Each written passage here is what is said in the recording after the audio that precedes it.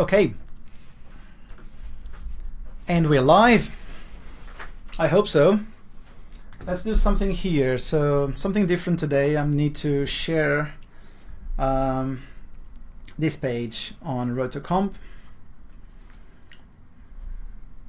Share. Let's do this here.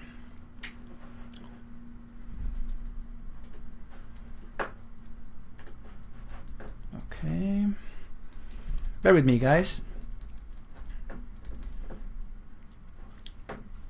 I just need to share this page on Road to Comp.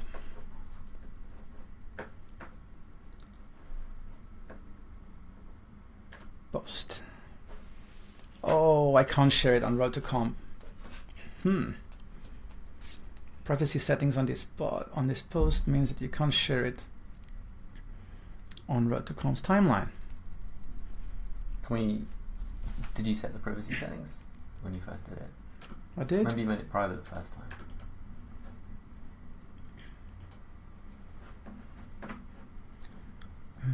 time.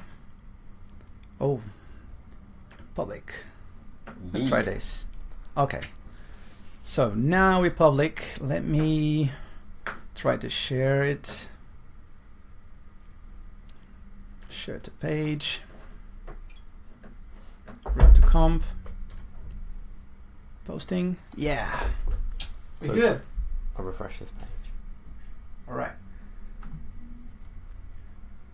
Let me just check if we are live at Road to Comp. Yep. I can see your little head. Can you see me? I can see you. I can see four people watching you. Aha! People liking you. I'm not sure why. We are all good? Yeah. People watching you. People liking you. All right. Let's just give you a few more seconds so we can have people joining us. What are you going to do with this? What are you going to do? I feel like you should put it back in the fridge. It's for just you to as you eat. tune in. It's for you to eat. All right. Oh, Matt Cameron is joining. Bryce is watching us. Why is this not on? Do you want the light on? Yeah. You control this? I can control. I can see you. I can see you pretty well. All right, guys. Hi, Matt. How's it going? So we have Fleep. We have my mom watching. Oh, she's responsible for you. All right, guys. Let me introduce this. Let's kick off. Today, RTC podcast number 5. We have a special guest, the one and only Oliver Atherton. How's it going, buddy? It's all right. Are you? Oh, man. Hi. How is to be introduced as the one and only? It's yeah. It's a little no pressure. No pressure. Thanks for having me here. Oh, it's a pleasure. This is it's an impressive setup. I'm a little frightened that Carlos has clearly spent this much money on something that's obviously designed to satisfy his own ego. What? Look at this! I've just put some nice food there for you to eat. Look at this. 5 stars. 5 stars. Can you see him? What are you doing? I'm seeing you. It doesn't work. Nah. No, it's good. I got food. I got drinks. It's good. I feel welcomed. All right. So, what are we doing? What are we doing here today? So we're talking. We're going to be talking with Ollie. I met Ollie back in Singapore a few years ago, and it was such an experience. We're going to be talking about this. A bit scary in the beginning, maybe. I didn't know you well at first. Really? Before I met you, yes. When I met you online. When you met me online? Yeah, you seem like a pain. In a dating site? No. On the company website and the questions, and I think on the phone a few times, like, who is this guy? Really? Yeah. Why? I think because just your way of going about things, and obviously that's your passion, and that's how you get things done, and it's great, and that's what people love about you. But at first, just sitting there, you were suddenly this force that came along, and I knew that yeah, you're going to make some work for me. And then it was good. It was a good partnership. And then I realised that obviously we had the same views, same dreams, aspirations for things. It was well, but yeah, man. At first, I was like, "Oh God, this guy." It was such a crazy. Well, my first impression of you, it was very difficult because I didn't understand your humor. So I was like, "Is he serious?" Because you always have this. You're always joking, but That's not true. You look serious. It's not true. You're not always joking. It's the same for me though. I did not understand your voice. And I still don't. I don't even know what this is, this accent. I know Portuguese people and they don't sound like this. You're the worst. And the look, like, what is this? Can people see you? Like, what are you? What is this on your face? Are you training? Are you in a children's pantomime in the winter as a villain? Is that what you're preparing for? Oh my God. Ladies and gentlemen, Oliver. That's it. All right, mate. Let's start with you. Who's this? What the hell is that? All right. Tell me about you. Tell me about you. About me? About you. Like the first day we met, you're kind of like showing me your background. How did you start in this? I know you started like really early DNAG. Yeah. While there was just a couple of people. Yeah. How did you start in this industry? Why? Industry running, which is kind of like, I mean, that was way back, and I remember I graduated and didn't know what I wanted to do, but I knew I liked computers and what I could see people doing on computers. And I'd done some work experience when I was 16, I think, at Frame Store, and seeing some of the guys doing what they were doing there. I just knew I wanted to work with computers. I knew I liked film. So I just went up to Soho with a CV, walked around, knocked on doors, very you naive. had someone in your family that is related with film. Yeah, but someone that said to me, "You're doing this on your own." So I went up to Soho, knocked on doors, and eventually walked into a company and said, "Yep, perfect. You can start right now." Gave me a T-shirt, and that's it. I was a runner.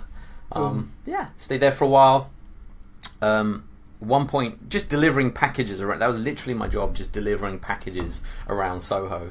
Of film and tapes and stuff like this. And I remember one day I was just dropping something off at Double Negative, which was this pretty small little place occupying like half a floor of a building. And I remember speaking to someone there and looking at the posters, and they were telling me what they did.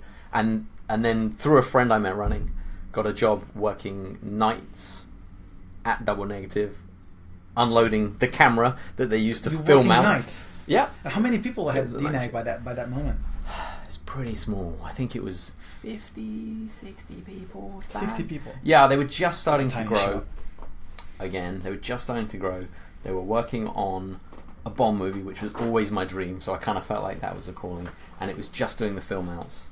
Like literally the film, the camera was mounted on top of the CRT and filming the frames, color at a time, very slow process, to film. And I had to load and unload that camera, take that down to the labs, manage that queue, do that at night. Old school film. Yeah, old school. And then from there, I remember sitting and talking to people, seeing what they were doing, asking them loads of questions, and ideas were forming. Like, I could do this, I could do this, I could do this, and eventually realized that I was probably most excited about the compositing side of things, getting all of those elements from everyone else and putting everything together. Because back in the day, people were not like making the call like really early. It's like, I want to be like a 2D runner or something like that. No, like you're like a generalist runner, and you're trying to see what you like. I think so. I mean, I think kind of choosing by that moment. Running was definitely the way in. I think there were definitely schools and people were coming out of them, and people were coming in at different levels, and various courses were cropping up. But for me and a lot of other people I started with, it was just like, here you go running, go work in studio editorial, play with things. There was no real formal training, like it makes it sound really old to say that YouTube was only just starting up, but there wasn't a lot of stuff online that you could go to, and literally the idea of training was you'd kind of wait till no one was looking and then print out the entire manual for the software and then kind of like sit on the train reading it and trying things and asking people. I remember just finding a machine free one night and kind of looking around and like, I'm going to try and do some stuff here, and then realizing you have no clue how to do, half the things that you see these guys doing, and it just blew my mind. It blew my mind and excited me suddenly. Being somewhere I thought I knew about stuff and then realizing how much there was to learn. That's what's exciting about it still, right? It is. Mean, you know this. It is. Like always learning, and like I walk around the building now and see people and you look at some of the beautiful images they're making or some of the crazy technical stuff they've done, and you just... This is the thing in this career, man. It's very rewarding. Yeah. It's like late nights and it's stressful and stuff. That's not rewarding. But this is... But the end result is rewarding. It's so rewarding, man. Yeah, it is, and it's nice. It's project based, so you always feel you're evolving, and that's what kept me going. And the one thing I really liked when I started at Double Negative was the camaraderie, like the fact that everyone was there to help you. And I started in an advertising company where everyone was there to screw you over, and it was really nice to come to this company, Double Negative, and just suddenly like have people want to help you and show you things and be like, oh wow. Great, and you could try it, and you'd get to do a little something that suddenly appears in the movie. Yeah, it was. And what did you start to do? Roto? I started in studio for a while, and you'd literally be logging, logging the key codes and loading, unloading the cameras, and from there, I kind of had to learn to dust bus because that was kind of one of the things that they want you to do from studio. When you scanned it, you'd often be introducing dust as well, so you could go through and dust bust, and that was in Shake, and that was kind of my first ever experience painting on film as well. And then Roto, which was with Commotion back at the time by Puffin Designs, like old school, and that was again like, what is this? What am I doing? And like the first thing I was doing, like, probably with the mouse, no? What is this for? was it with the mouse or with the tablet? I think there was definitely a tablet, or we got a tablet set up. Yeah. Like early setups. Like, early setups, and I think the film was on Finding Neverland, and yeah, it's just people were working on shots, and I said, "Oh, like, is there something that could be useful?" And one of these other guys was doing Roto at the time, and he was like, "Yeah, sure." I just sat there and I was trying it, and it just looked terrible. And I was like, "Oh!" So you go online and you search like anything about Roto. I think there's one article by someone, I think at ILM, called "Think Like an Animator." And about rotoscope. I was like, okay, so you read all this, practice, evolve, do more, try to be more efficient, and sort of develop a methodology. Difficult times. Difficult, but so interesting. Yeah, and in some ways easier, right? Than nowadays. Like back then, a lot of the compositors would do their own roto anyway. So to have another guy doing it, it was great. It's like, they weren't hugely critical. I think if I compared my roto now or then to how some of the guys are doing it now, crazy. Like these guys now, it's a completely different art form, right? Different level, right? Yeah, the level of detail, the complexity, the accuracy of the motion blur. Like, I got away with a lot. back then, it just, we pushed it as well. We pushed people harder. Dude, I usually say that the guys that I've trained, some of them are better now than I ever was. And this is without a doubt. It's absolutely, and it's like, no, it's not possible. Yeah. It's like it is possible because when I started this, I was not so informed. So what I've passed, what I've trained people to do, it's 7-8 years of experience condensed in that moment. But when I started doing it, I was not that good. Yeah, I was good. Yeah, don't get me wrong. But I was good. But again, we were trying to groundbreak. Like we're trying to do stuff efficiently. Yeah. But I was still doing mistakes. Yeah. And now the guys have life much easier because they know straight away. Like first day, they give you straight away the topics of what you can't do. Yeah. I didn't have that. Yeah, no, absolutely. There's a lot of and people have written great documentation along the way. And remember John Galloway was one of the first to put together a whole proper training. That was some of the first proper training we had. First videos that I saw for people to look through, and it was just great. And then, obviously other people came along, and we put this package together over in Singapore that was still hugely relevant, and I think pushed it further. And then some of the guys that came out of that were doing it for periods of time, and I think the demands as well on people, like people that came through Roto into comp, had higher expectations of what the Roto should look like, and just it kept pushing the level. Oh yeah. But yeah, I mean the stuff coming out now is insane. it's great. It's really good. Right? It's a good foundation. Yeah. So that's where it started. So and after that, so you went from like a natural progression from like roto doing these early stages of roto. Yeah. Did you do any more paint in there? There was no paint packages by that moment, right? There was, like, Silhouette was in its infancy. Okay. And I remember when Commotion wasn't picking up, everything was moving over to EXR, and Commotion wasn't going to support it for some stupid reason, and kind of just destroyed themselves. So we looked at Silhouette, and it was just, I didn't like how cumbersome it was for Roto. It was too complicated for something, and the beautiful thing about Commotion was it was a window. It was an interface that had playback. Simple. That was it. Yeah. Cached it in, and it played back, and there was no interface over anything. Silhouette just had windows everywhere and things you had to click. Commotion was just like a lot of hotkeys, and Silhouette's great as well. Like a lot of people use it; it's an industry standard. But I just felt that we could do better. Yeah. So, we moved into developing our own tool for Roto, which you know very well, and a lot of people know very well. And I still think it's Noodle. one of the best streamlined applications. Everybody talks about Noodle. It is. It's just nice and fast. But no one knows it. No one, apart from people that work at Dina. Sadly, I know. I wish it could get it. externalized because it is beautiful. So good. It's so good. I can't usually explain how good it is. It's just like you need to see it, and people say, "Oh, but it's a lot of complexity." I think no. It's simple. It's the that's opposite. The point. It's very simple. And that's the thing. It's Roto is a manual task. It's a manual task, and you just don't need a lot of things in your way to do it. It has to be fast. It's tedious. It's boring at times. It's difficult, but it's like you don't need the tool to make it harder. I remember one time that I had to kind of sell Noodle to these people that were coming into like this important meeting. So they asked me, okay, can you show how good a Noodle is? And people came into that meeting with an expectation of Noodle being like doing auto roto. Mm-mm. And suddenly I was showing this, like all of this stuff, like very simple. And people was like, oh, but doesn't it do like automatically? I was like, no, no, it doesn't do it automatically. Like I think that will never come in. It's like, no. It's just not possible. The level of accuracy that we need in this, I think, it's not possible. with the control and accuracy. But it's so good. Like look at the differences. Like you do this in other package. It takes time. It's not user friendly. You cannot change shortcuts to be friendly and very comfortable in your hands. And that thing is just way too good. Yeah, very simple. Definitely, maybe biased, but I do think it's the best at the moment.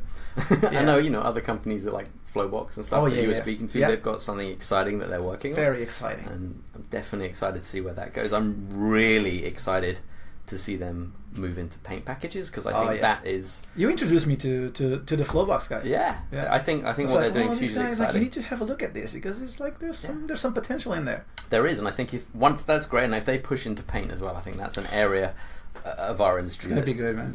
It's been a year. Yeah. That needs some disruption. They need people to come in and make something that's actually. You'll see. Yeah. I have some good hopes on what they're developing. Yeah.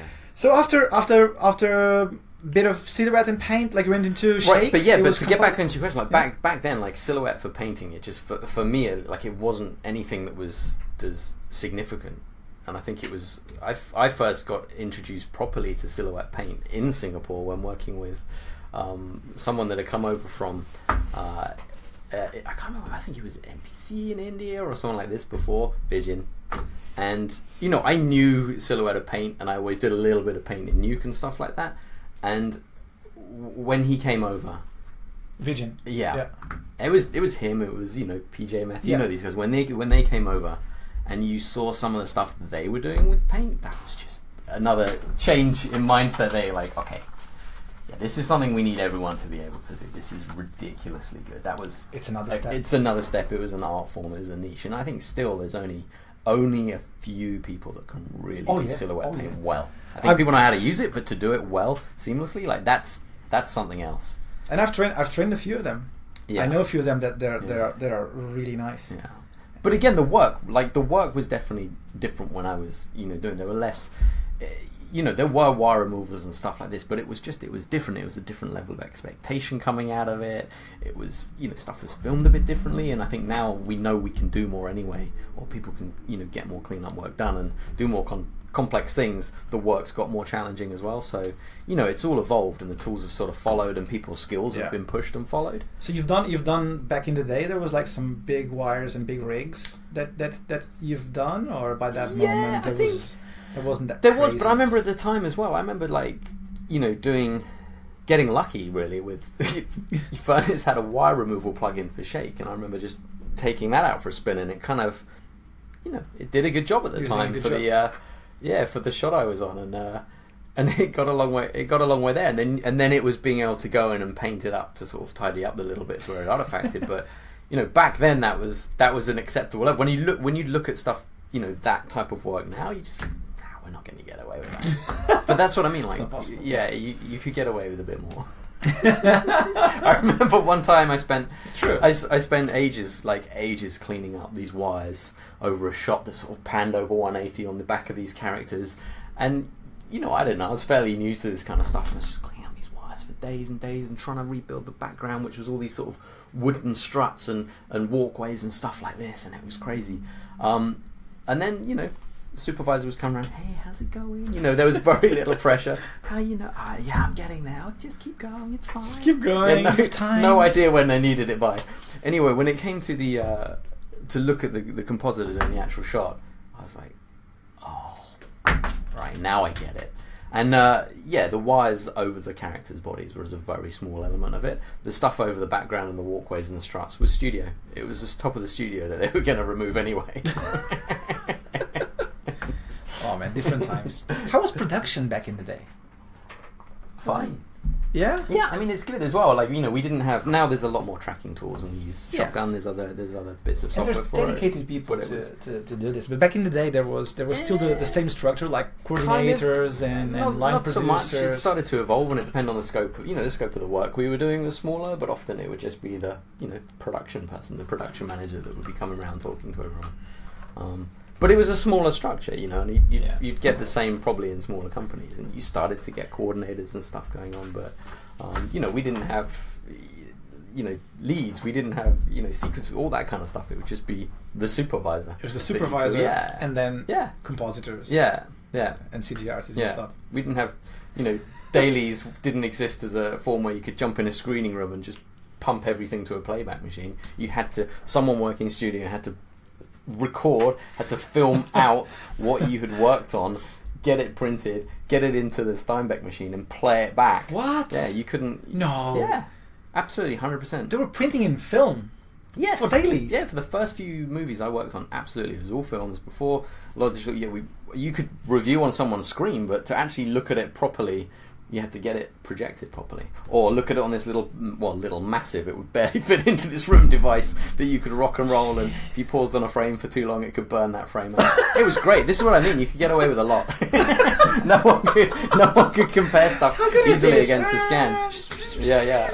So good. Like I said, as the technology's evolved, demands have evolved, expectations have evolved, everything in the industry sort of progresses along at that is so alarming good. pace. That is epic. Like watching dailies in proper print, that would take ages, no, to print that. No, it was fast. You can rush it out pretty fast. Yeah. Like obviously, just overnight, dump it in. Also, you do it overnight, so in the morning you could throw it in the morning and get something sort of early afternoon as well if it was a real rush. But yeah. So nice, so nice. So and then you progressed to comp. Then spent like more time in prep, but then just like in and out. There wasn't ever a clear point when it's like, hey, there's a comp. It was very organic back then, and you did a few shots that were little bits of comps. I remember I got to add a spear into someone that had been pinned into a wall in an Alien vs Predator movie as my first kind of thing that felt like a comp. Alien vs Predator. Yeah, and there was there wasn't CG elements, so you had to take the element from as a 2D element and kind of animate it in, and that was my first ever time of really being aware of grain, being a major thing, because you're dealing directly there with the comp soup who's kind of QCing that stuff for final delivery. So I remember that was an eye-opener as well. And in and out a few times, or you get given people scripts that they kind of done a version on, you just needed to extend it or tidy it up or take it to final or add something else, and did that for quite a while. I remember one of the Harry Potter movies I did prep on, and then for the last month of the movie I just sat there finishing off or just doing tech fixes and taking stuff to file. And that was an amazing way to learn. Going into people's scripts and trying to look at what they've done and why they've done it. And you had time for that, right? So you're not thrown into a deep end like without parachute. It's just like push you, like, oh. Well, it's kind of more like, okay, try it. Have a look. You get dropped in the deep end. I mean, I remember like someone coming, okay, just replace this background, and you're like, and I remember shots getting taken away as well at times because you're taking too long, or someone else can do it faster, and that was kind of how you realised you weren't doing well. There was no one to sort of manage or guide you or tell you this. You just had to kind of read the room and think, all right, okay, there was no artist management. I need to get better at this. Well, no, there was none of that. So a lot of the time you kind of had to figure out why you weren't getting certain things and try and speak to people around you and ask for help. That was a nice thing. How big was the comp team? I don't know. Just a dozen, no? Yeah, it's hard to say. I mean, it grew pretty quickly. It did grow pretty quickly. Yeah. And then, but I honestly couldn't say. And I remember when I first started doing Roto, it was like I moved into Roto. The guy that was doing Roto moved into comp. And I was the only Roto person for a little while. And then there were 3 of us. And then, a few more. And then people were doing prep. And then it exploded into having huge teams, right? It's suddenly like a massive thing. A massive part of every visual effects shop. But it was crazy. I remember to be back at DNAG, and there was like at least 1,200 people on the same building. And that sounded big at the time. It was big. It was massive. That's it was crazy. when there was desks on the hangout areas. I never saw that. I kind of left on the when corners. There was people outside of the rooms, so everything was pretty full. Chaos. I left when it was maybe like 500, I think, getting to 7. Back at what, Shaftesbury Avenue? Yeah. Or before that? Yeah, 2009. I kind of left there. And you went to Singapore? Yeah. Tell me about that. We all have a bit of nostalgia of Singapore. Yeah, it was good. It was a good time for me. I was compositing. And this is one of the things I've really loved about DNAG, working there, is that it's really dynamic. You're never doing the same thing for a long period of time, or I never felt like I was in a place to get really bored of something. And I was definitely, you're comping like, okay, and you kind of, doing stuff and moving through shows, and I kind of was just, at that point when you see people moving around and doing other things, and you're like, maybe, do you stay, do you go? And then this opportunity came along to go to Singapore, and I remember. So you started it from scratch, literally, right? Me and obviously a lot of the groundwork had been put in, and the offices and all that kind of stuff was taken care of. I remember me and Sam, who was a match mover at the time, flew over there. We didn't know each other. We met on the plane, and then and just were sent over there. Literally, went, right, you got to go and hire. And there was some guys that had come over from Singapore that had been sent on like a government initiative to come and work with us in London for a year. So I had worked with a lot of those guys, had helped train them up and put worked with them on projects. So we went over with them, and they were kind of very much part of that growth process. But went to school, grabbed people in. So you went there, and were you supposed to stay there for those many years, or you just went there? No, I think it was like 6 months at first, just to kind of go to this place I'd honestly never heard of. And when they said, you want to go, I was like, yeah, where is it? What is this place you speak of? And then it turned into a year, that turned into 2, that turned into 4, 6, 7, ended up 7 years in total. 7 years in total. Kind of snowballed. Wow. And you started with a really small team now, and just building up from scratch. Yeah, I think the first year we hired, I can't even remember like the complete numbers, but I think the first year it was probably 15 in match move, 15 in roto prep. Nice. And then just sort of slowly, fairly rapidly sort of grew over the course of time, and due to needs, and once people had confidence in that team there and wanted to get more work sent over there, they're like, hey, you need 20 more people. Okay. And that's when you were shipped over. When we just hired 30 people that needed training. 30 people. Yeah, you remember? Yeah. That was pretty special. One thing that I felt is like Usually in London, people Yeah. come in and they've came from like a university, that they've heard of this, or they've came from like escape studios, like Yeah. these private schools. Yeah. But in Singapore, it was a bit more raw. Like it's people came from animation, but they've had no contact with compositing. Yeah. So it was nice because you could actually bring people from ground up, right? They know nothing, and it's nice because you can teach them, so they have no preconceived ideas. Yeah, there was schooling going on, and the whole time we were there, the schooling improved dramatically based on feedback from the industry. But yeah, there was still not a lot of industry there, so people were a blank canvas, and it was nice to be able to build on that. And I think you got some incredibly strong work ethic and artists out of it. It was a really It's good, true, man. yeah, really good opportunity to sort of build on that. And there weren't any major schools sort of Yeah. pushing false ideas onto people about where they're going to be placed within an industry. Yeah. And I think there's unfortunately there's this sort of crossover between schools being too much of a business sometimes, and telling students, hey, give us all this money and you'll be earning definitely this much as a senior within 1 year of graduating. And I think that doesn't help anyone in the long run, and I think it sort of gives people the wrong ideas and makes people impatient and not. I like to keep it really honest, to be honest. Yeah, It's it's good. Each And I time think I'm you get doing that, like a talk or a training session, Yeah. I like to keep it very honest. Yeah. Even if I'm in a context of a school that I'm going to do a talk. Sorry, it's my first time. I didn't know that's a bad thing to do. So yeah. Usually, sometimes I piss people up because I'm really honest, and I say, well, this is reality. Sometimes. Most of the times, but at the same time that I'm telling the truth and being honest, I'm being passionate at the same time. So it's kind of a mixed feeling. People go like, oh my god, this is the reality, this is so scary, but at the same time I try to pass the passion and the feeling of like, this is scary, it's scary, but it's a good scary. It's a scary that you can learn, that you can evolve, but you just need to be aware. Yeah.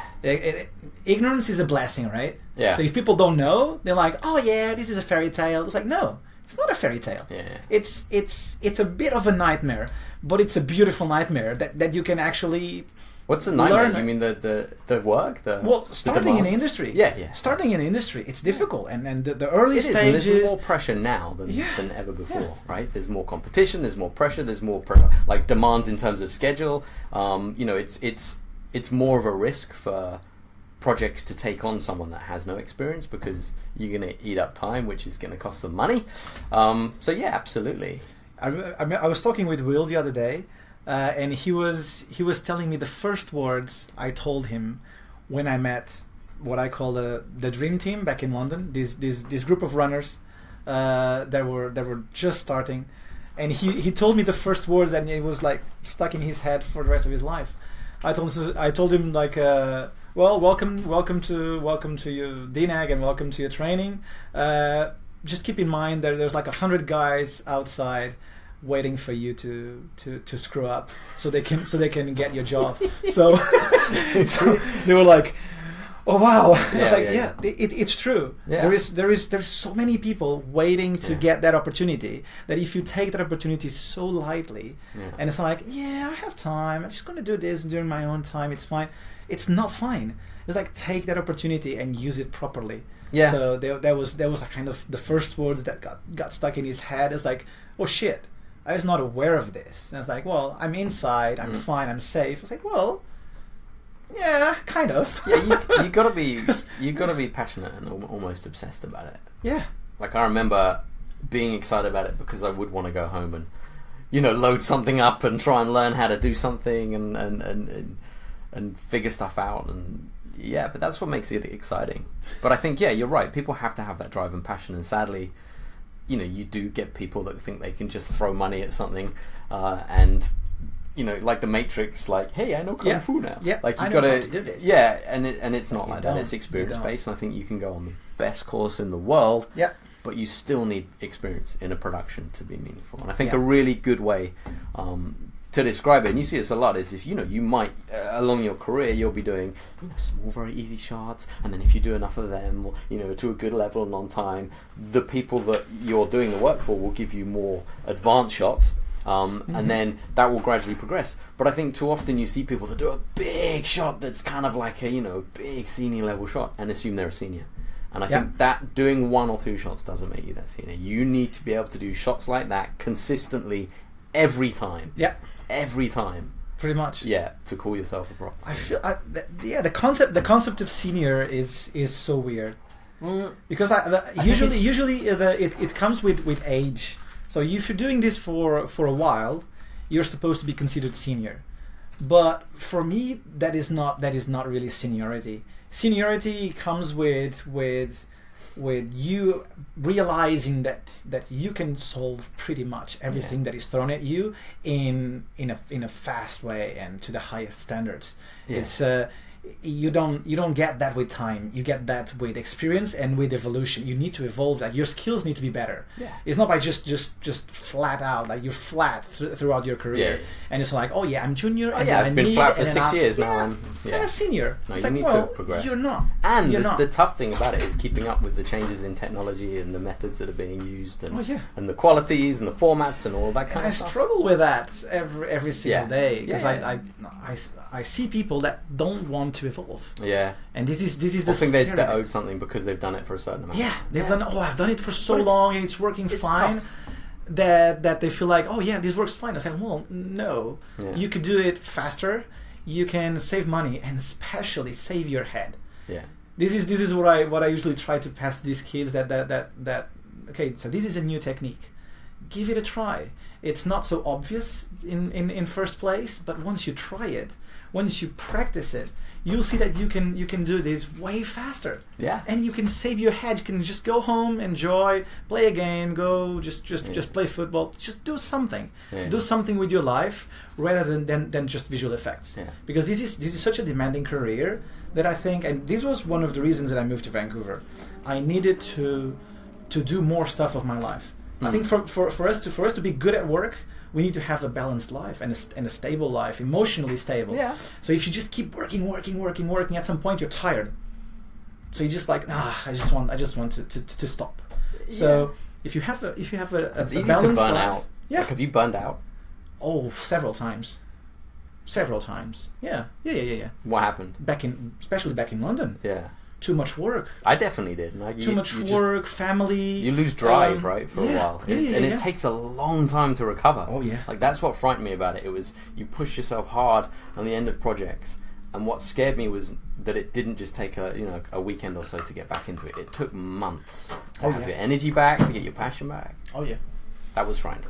This is, for me, so important. This is why I moved here. Vancouver brought back lifestyle. Okay. It's so important. Because of what, the city?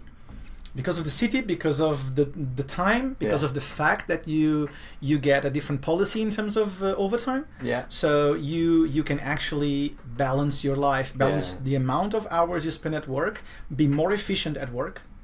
Because you know that you need to complete your tasks during this time. Because you're being paid hourly. Because you're being paid hourly. So you can't mess around. Yeah. Because that hour is costing the company money. Yeah. Yeah. And because the overtime is not approved, like people say like, oh, you paid overtime. It's like, well, from time to time. Because the majority of the times we don't have the overtime approved. Yeah. We still need to finish the shots, right? Yeah. So this lets you focus during the day, and and this is something that works with me really well. I know if at 6:30 I'm going home, it's just I'm just happy. Do you find that damages makes it harder for junior people with overtime pay? To get in and learn more or get more difficult opportunities that like a person that hasn't done a task before, a junior person coming up, is going to need way longer than someone else to do it. And do you think that the overtime restricts them in some ways? If they're staying back at a cost to the company trying to learn something new, or are the people as willing to stay back in their own time and learn new skills? I think how much time you invested trying to teach yourself things within the company, and how much that paid off, right? True. Do you see that as much? No, I think we should work we should look at the working time as 8 hours a day. if a junior needs more time, Yeah. tomorrow is another day. It still needs. But what to about the production deadline? What if there's a delivery? What if that's needed as a dependency? I know. So you need to balance your team. You can't have Yeah. a whole team of juniors without training them Yeah, properly. yeah, yeah. So if you need that, so stop them and train them first, and then you can actually go and demand a bit more from these people. I don't think that's well. We all did late nights and training and staying late, and it was interesting. And it basically the best people that I know actually had to do this. Yeah. And it worked. It worked. But I always try to go and move forward and try to be more efficient. And being more efficient is don't let these people burn.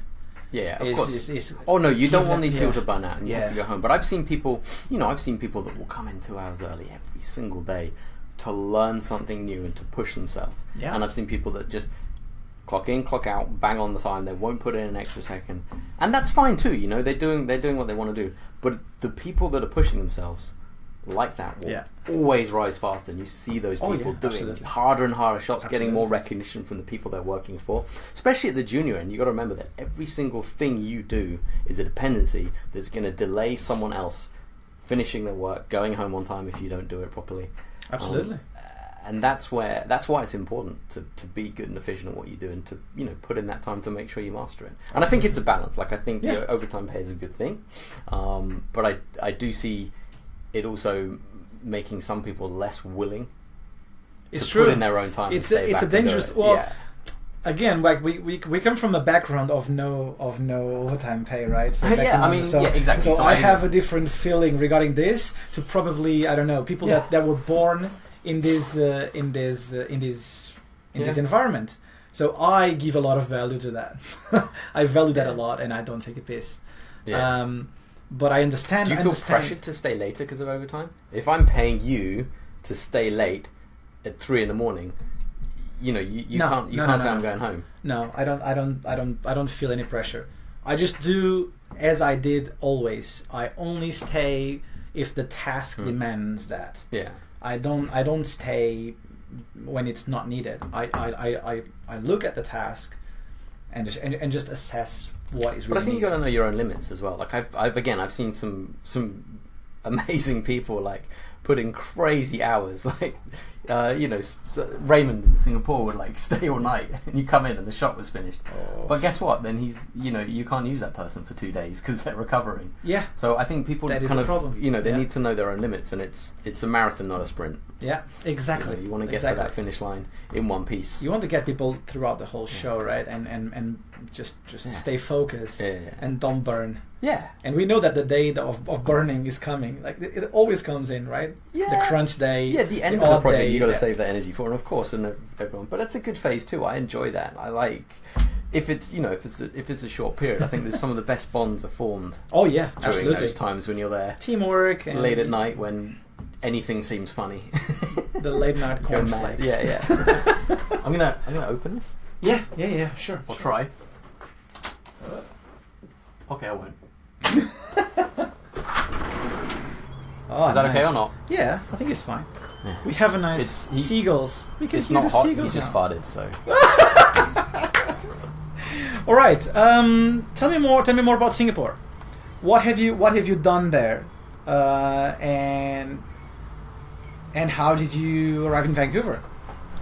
What do you mean? What have we done? Well, yeah. Well, in Singapore, you were training people. You were artist manager, right? It was Kind of a mix it was of a everything. huge evolution. I think in the first few years, I was definitely really hands-on with training, and then as we'd have people internally that could help and contribute to that. People like you would come over and contribute to that and make big changes as well. And so it evolved, and I got more into supervising projects, supervising some comp work, and mentoring some of those people that we trained up through different types of work, and that was hugely exciting as well. And again, that was one of the things that made me stay there for so long, is it was never the same. No one year was the same. First year was just you set up and you're building desks and unboxing computers and all that kind of stuff, and then you go into schools and you're seeing people evolve. Yeah, seeing people on projects and doing talks and trying to get people into the company and make people aware of the industry there. And then it just constantly evolved. And then what was the next part of the question? Well, basically, and then you moved like Singapore closed, so there was like a company shift focus into different places, Yeah. right? Yeah. And you came here, Vancouver, Yeah. as artist manager. So- Yeah, it was a crossover role. I think there was for a period of time, it's a time like as a company, we've grown massive and become global, and it's very much the way of the industry at the moment, Yeah. and you need to kind of stay dynamic like that to survive as a company, Yeah.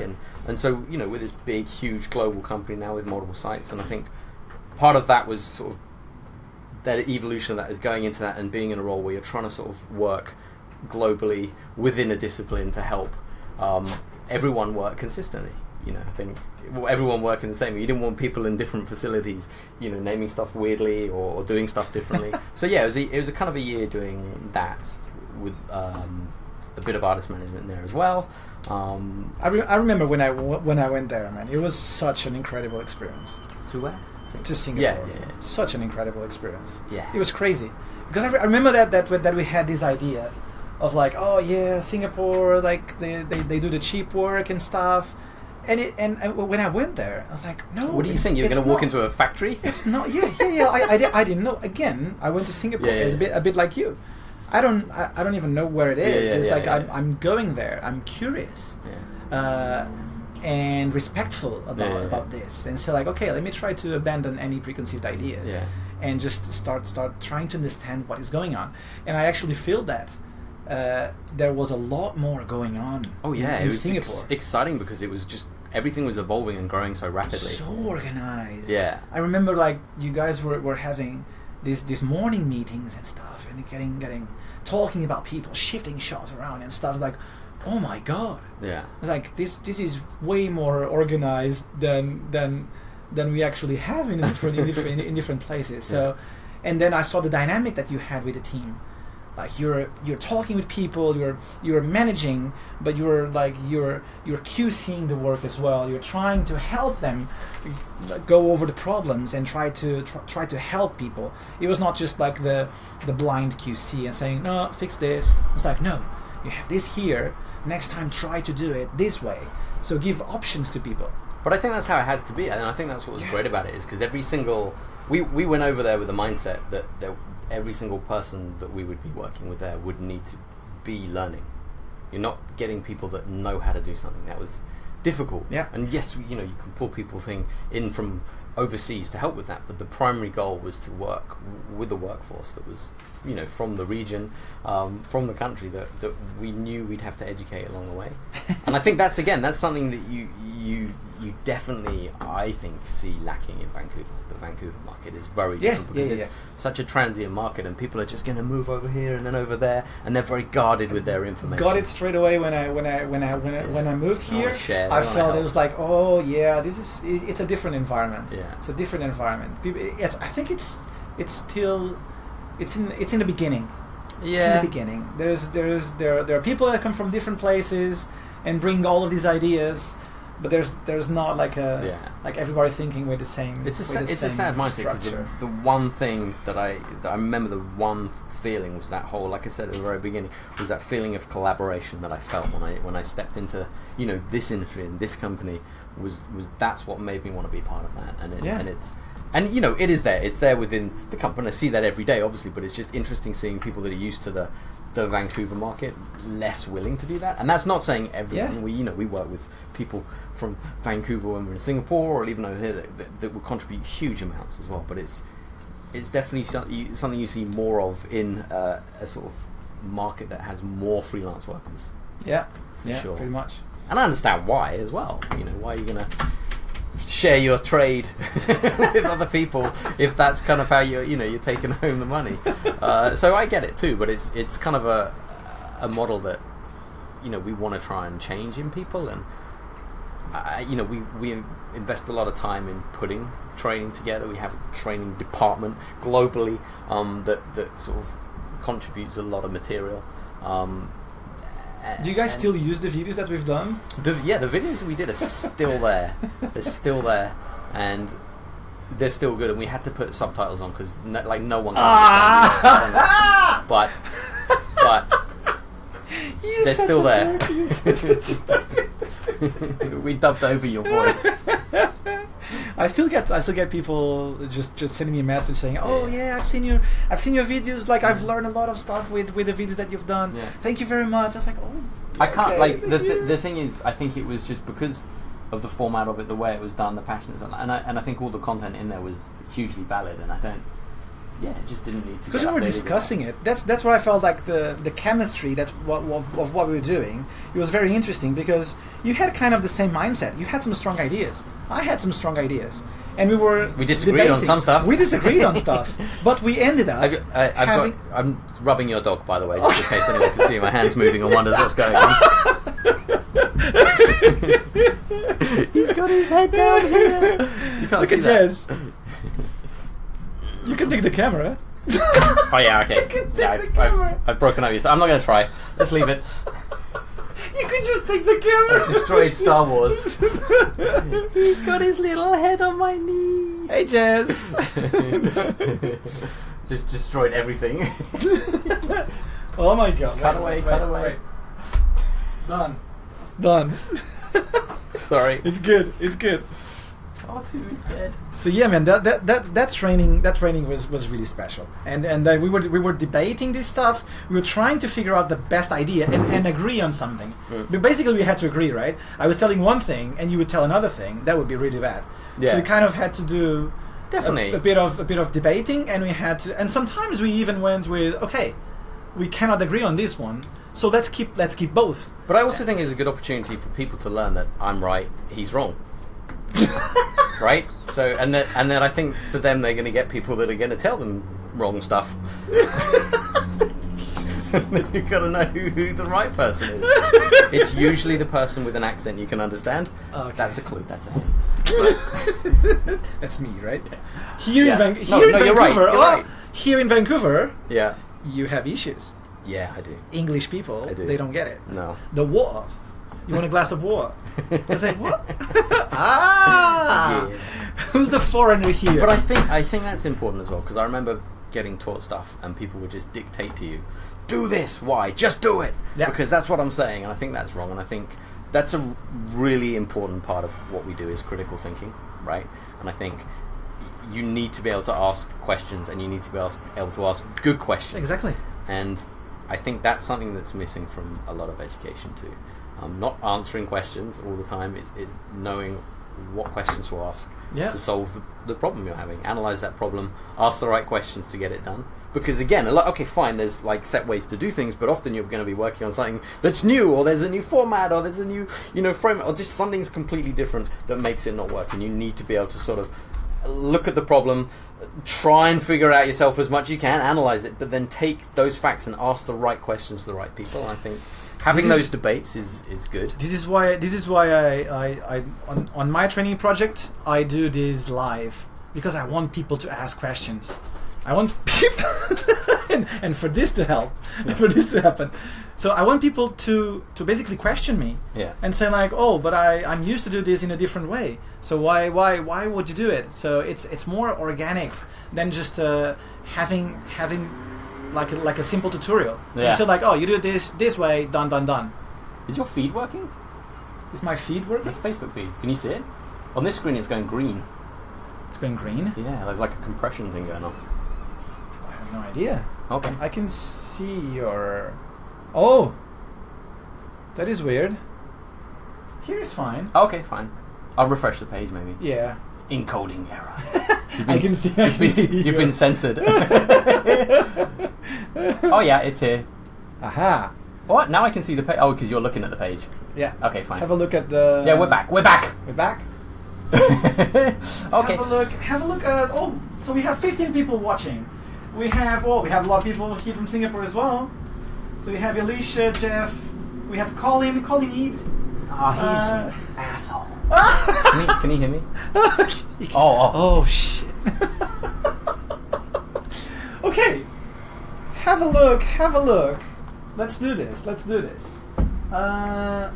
me tell you which one is the video that I want. Do you have a runner? Right, I need more coffee. Actually, no. You're such a jerk. Okay, go to that folder that I told you, all these videos. Yeah. And surprise. I'm on Carlos's computer and I have access to his Facebook login, by the way. So. That's dangerous. Okay, which one? Questions. Questions.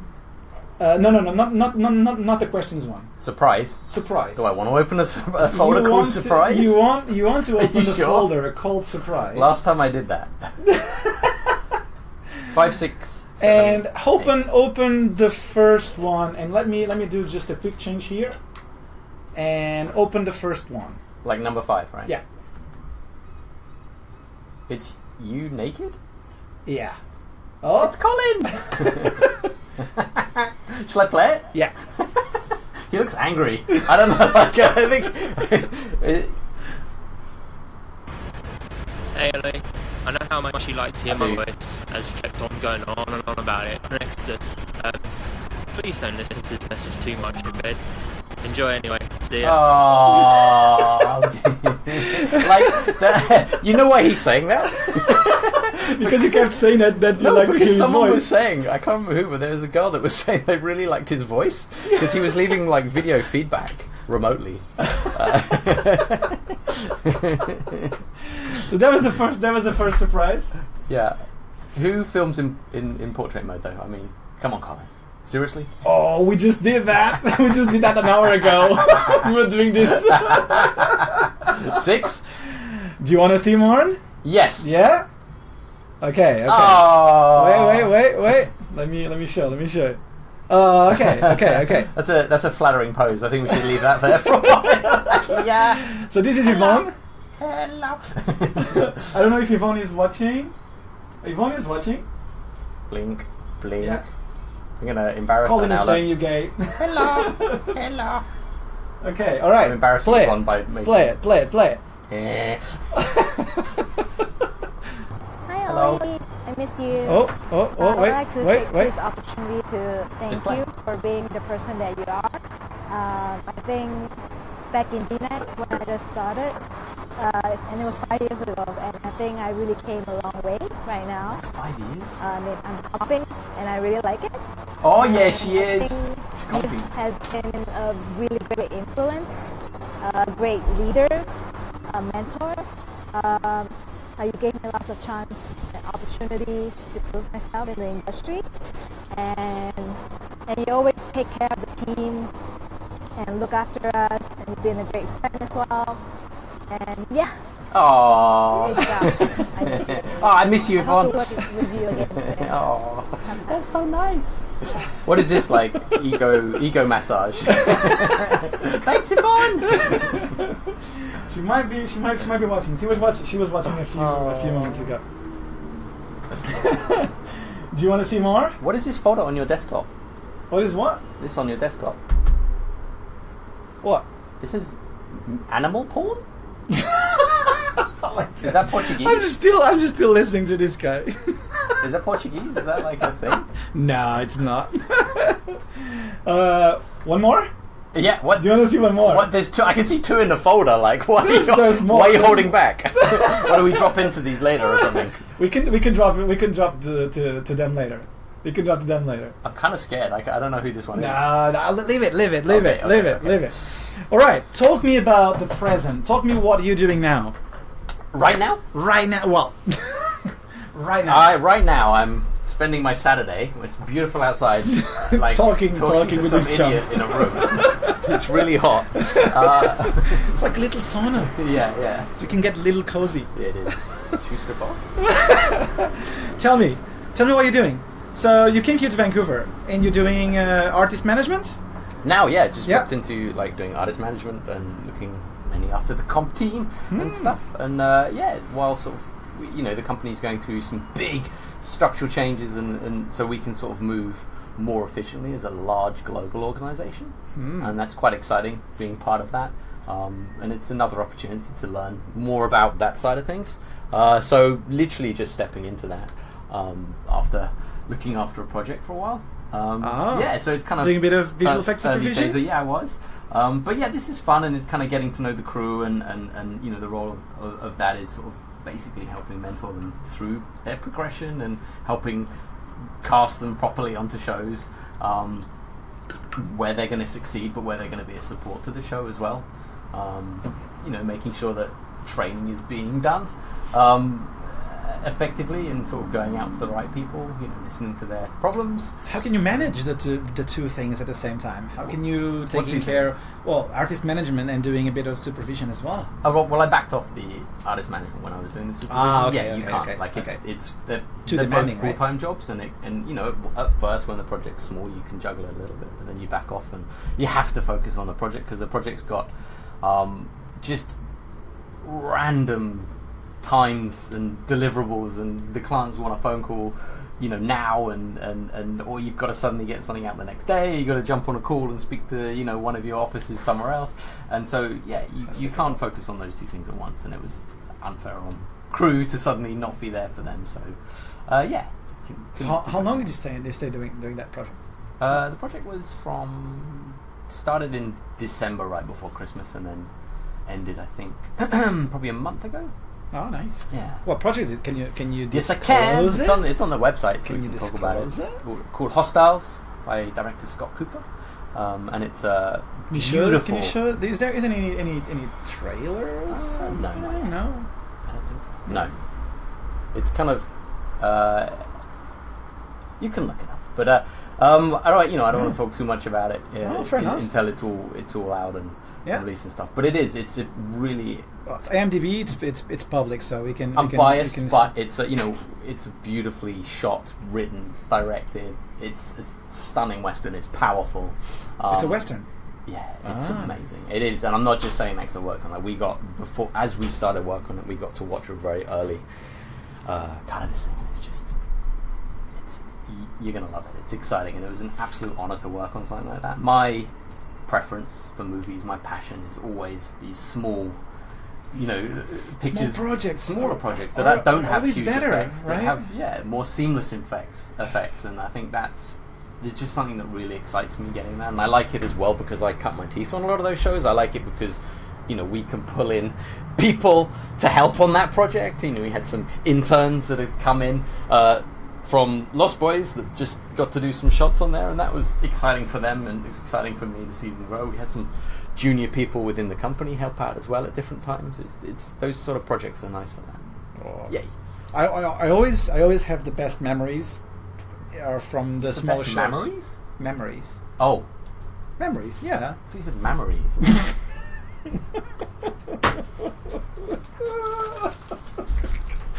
Drink your juice. What have you put in it? Eat something. What have you put in You'll it? see. You'll see it. You'll see it. He's provided snacks, and look at this. And you have some guacamole and some hummus. He says it's guac. What? Fresh. Homemade something. Fresh as a cucumber. Homemade. I don't have time to do that anymore. Oh, living as a bachelor again. Living as a bachelor again. Oh man. Okay, so more stuff that you've been doing. More stuff that you've been doing. Like my focus limit's been reached. I'm now in distraction mode. I was actually hoping that this would happen. Can you open It's my absolutely drink? normal. What? Can you open my juice? I could. What is? But you gotta what is practice the this. You're problem gonna be a with dad. you? You gotta know yeah. how to open juice. I need that. Come on. You need a man. What is this? Well, you gave it to me. Come on. You need a man to do this? Yeah, you see. Get it, eat. This is through. Whatever. I have water. Just like, give me the box. Give me the box. It's not easy. Come on. Look at that. Look at that.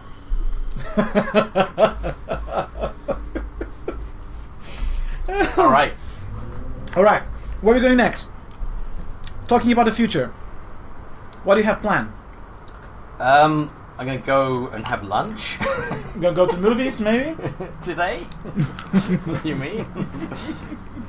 What do you mean today? No, No. Oh. for you, for us. Well. What are we gonna do? Good plan. What do you want to do? Well, your training course. I think we should talk about a little bit. A little bit. Yeah, this shouldn't all be about. Like, I think what you're doing is exciting, right? Yep. Like, yep. how much have you spoken about this on this? I did like I've been talking about this for a while, all the podcasts and stuff. But I did the first one where I explained what is the idea, and I've launched this advanced comm series that I'm going to be launching in Portugal. So I'm basically moving back to Portugal for 8 months to have a baby there. So people can understand you, or is that? Yeah, because here no one can understand. Yeah. I think it's a good move. It's a good idea. It's a good idea. So I'm moving back, and I wanted to focus just in training, right? Yeah. And yes, I'm launching this 6-month course. So we're going to be doing shooting a short film. You're going to be shooting a short film, especially for visual effects. Yeah. And we're doing this with Art School. It's a school. It's a art school that I've been working with. Each time I go back to Portugal, I go there. I do some talks. I did a workshop last year. Yes. A 1-week workshop. I remember you doing that. It was really nice. They have in this Portuguese, like traditional- you're speaking Portuguese. in Portuguese, Okay. yeah, and in English sometimes. Okay. Sometimes in English as well. What do you find easier? Both now. Honestly, Yeah. English, Why? because technical speak Yeah. flows better in English now. Give me an example. Oh man, when you're talking about a shot Yeah. in Portuguese, I need to talk about plano, and there is a truckload of There's words. not like direct translation, right? for a lot of things, No. yeah. Sometimes So- you feel weird. So you're talking about all of these words that you're not familiar with, and you are talking about technical stuff, and it doesn't flow. It doesn't flow as good. So it's actually easier to do it in English than to actually do it in Portuguese. Yeah. But this is gonna be very exciting, man. I've never done I'm excited a about it. Like, 6-month course. I'm really excited about you. And it's gonna be the full thing. So the thing that I found in these days is that the schools focus too much on the comp level, on the nuke level, and they forget about giving some background. And I'm all about giving these guys some proper knowledge. Yeah. I'm doing this Roto signature masterclass, and for the first half of the course, I was giving them background, so they understand about photography. They Are you understand explaining about why you're giving them the background? Like I remember going to university and you're studying film or something like this, and you're sitting in lectures and they're talking to you about stuff that at that time you're just, this is boring. Why am I learning this? Yeah. And those, no one explains at the time how relevant or useful that So information is important. going to be. Are you explaining why you're teaching them that at first? so important. You're teaching them passion. Yeah. You're teaching them passion. You're teaching them skills and understanding. So how can you teach Roto without teaching photography? How can you deal with motion blur without teaching photography? Or animation, right? Or animation. Yeah. It's Of just bullshit. Yeah. This is not supposed to be a course where people buy a job, or you're buying a job. And this is the problem that I feel in some of the schools 100%. nowadays. But, People are but not buying just in a our job. industry, in every industry. Yeah. There's an explosion of training online, and I think a lot of people do think that. Yeah, I don't agree with that. I like to lose time, and it's not losing time, but I like to spend time talking about stuff. This is why I like to do this live interaction, and I like to see people's faces, and I like to ask questions. Yeah. And on my courses, I do polls and stuff. I do live polls. Yeah. So, for instance, if people are using Bezier's or B-splines, I do a poll, and people just vote it instantly, and then we discuss, and people show why they're doing. And it's basically by people sharing experiences that they will learn the best way. It's because we are debating. It's not me just dictating how is the best way. It could be. It's very easy. Yeah. A lot true. of friends tell me, oh, you should be just doing a tutorial. You could sell much more. I was like, well, No. that's not my product. That's not me. That's not me, right? I think you care about the end product, which is the people. The people coming out of that. You're still in touch with almost everyone that has Good friends. you've trained up and has come up, and it's a nice Absolutely, feeling to see. absolutely. People are like Yvonne saying she's comping and stuff like that, and it's a great thing to see. Like people that So proud. You know you gave a chance at first, and you know obviously they've worked hard and they earned that themselves. But like it's nice to see people progressing and growing. The next generation coming up. It's nice to see people say that they've learned everything with us, and it's your product, right? You know, like we know there are schools out there that just pump out students, and that's their brand names going out there, and you look at some of these people that come out, and they still struggle, right? Yeah, they might as well have just joined the industry without any of that education. They probably have learned more and saved more money. But and that's not everyone that goes for them, but you usually see certain type of people succeed through those schools. Yeah, I think that mentality's got to change. This is a niche. I think people are going to be surprised when they do your course of how much work it's going to be.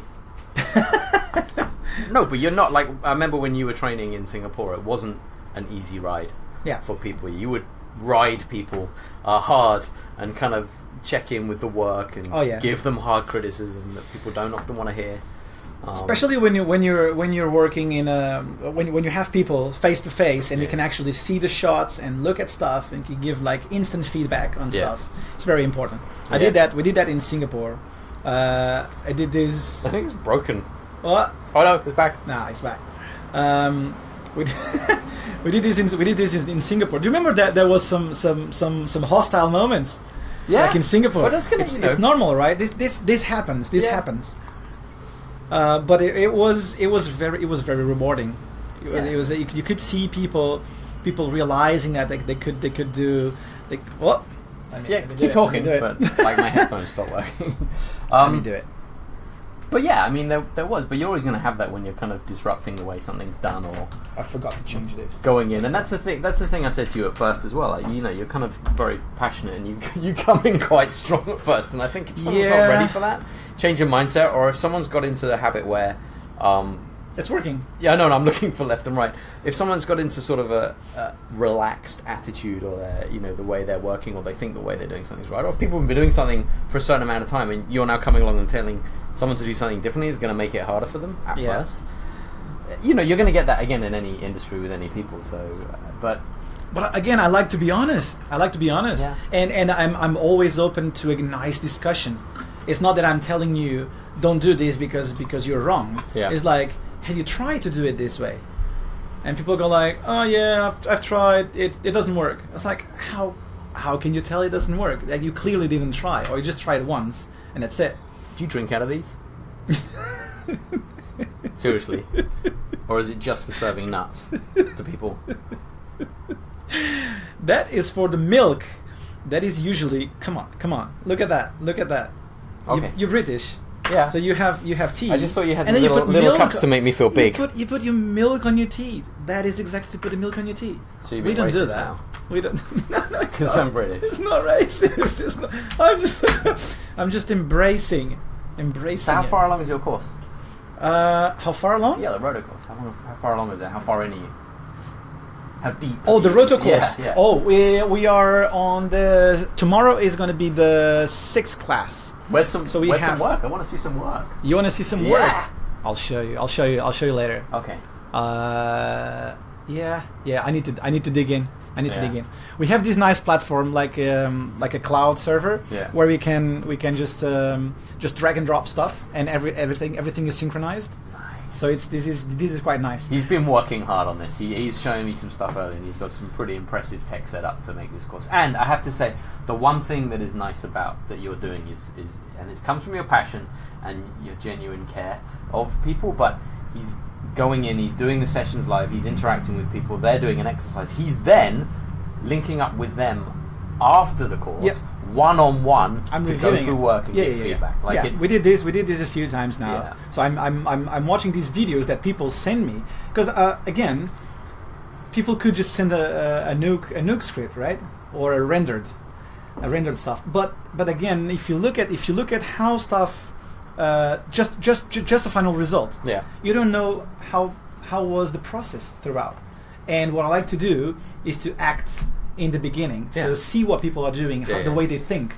So this is what I ask people to do. Just record something, send me a video of you doing it. Yeah. Even if it's sped up, just send me something so I can see the process. And I think this is it's great, it's unique, especially for an online course. You're getting that direct feedback as you would from a supervisor. And again, I think that's how you see a lot of people grow when you're working with them on something that's new to them and they haven't done, and it's just that level of feedback and guidance, point in the right direction, suggestions. Let's try this or do this, and that's a lot of what we do as well, right? It's a lot of it is you go into some shots or projects and it is a new technique or there's new demands, and everyone is trying to figure out the way to do something. And I think that again is why critical thinking, problem solving skills are so important in our industry. It's how I like to approach it. It's you're working within a structure where your manager's not always going to have the answers on how to do something. Pretty much. You need to be able to resource people around you, especially when you're more junior, in figuring out how they're doing something, or if they're busy looking into what they've done on your own and then asking some questions later and being resourceful that way. And I think there's no shame in that as well. I think people are sometimes afraid to copy what other people have done or open up scripts and look through and take this out.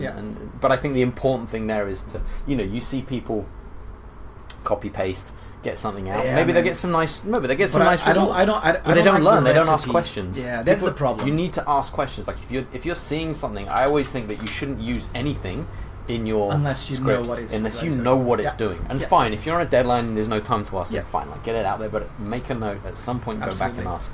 So one of the things that I usually criticize is that this recipe based training is like, okay, here's the key. This is how you key.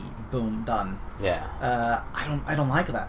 Like I prefer to have someone, and this I revert back to some of the 2D supervisors that I've worked with and they I admire, the Scott Preachers, the Dan Snapes, the John Galloways.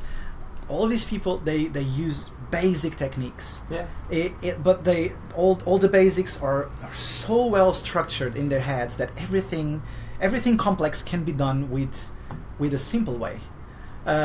And this is the most important. Do you understand the basics? Do you understand how grading works? How the process works? Do you really understand this? Or are you just putting a recipe together because someone told you that this recipe is really good?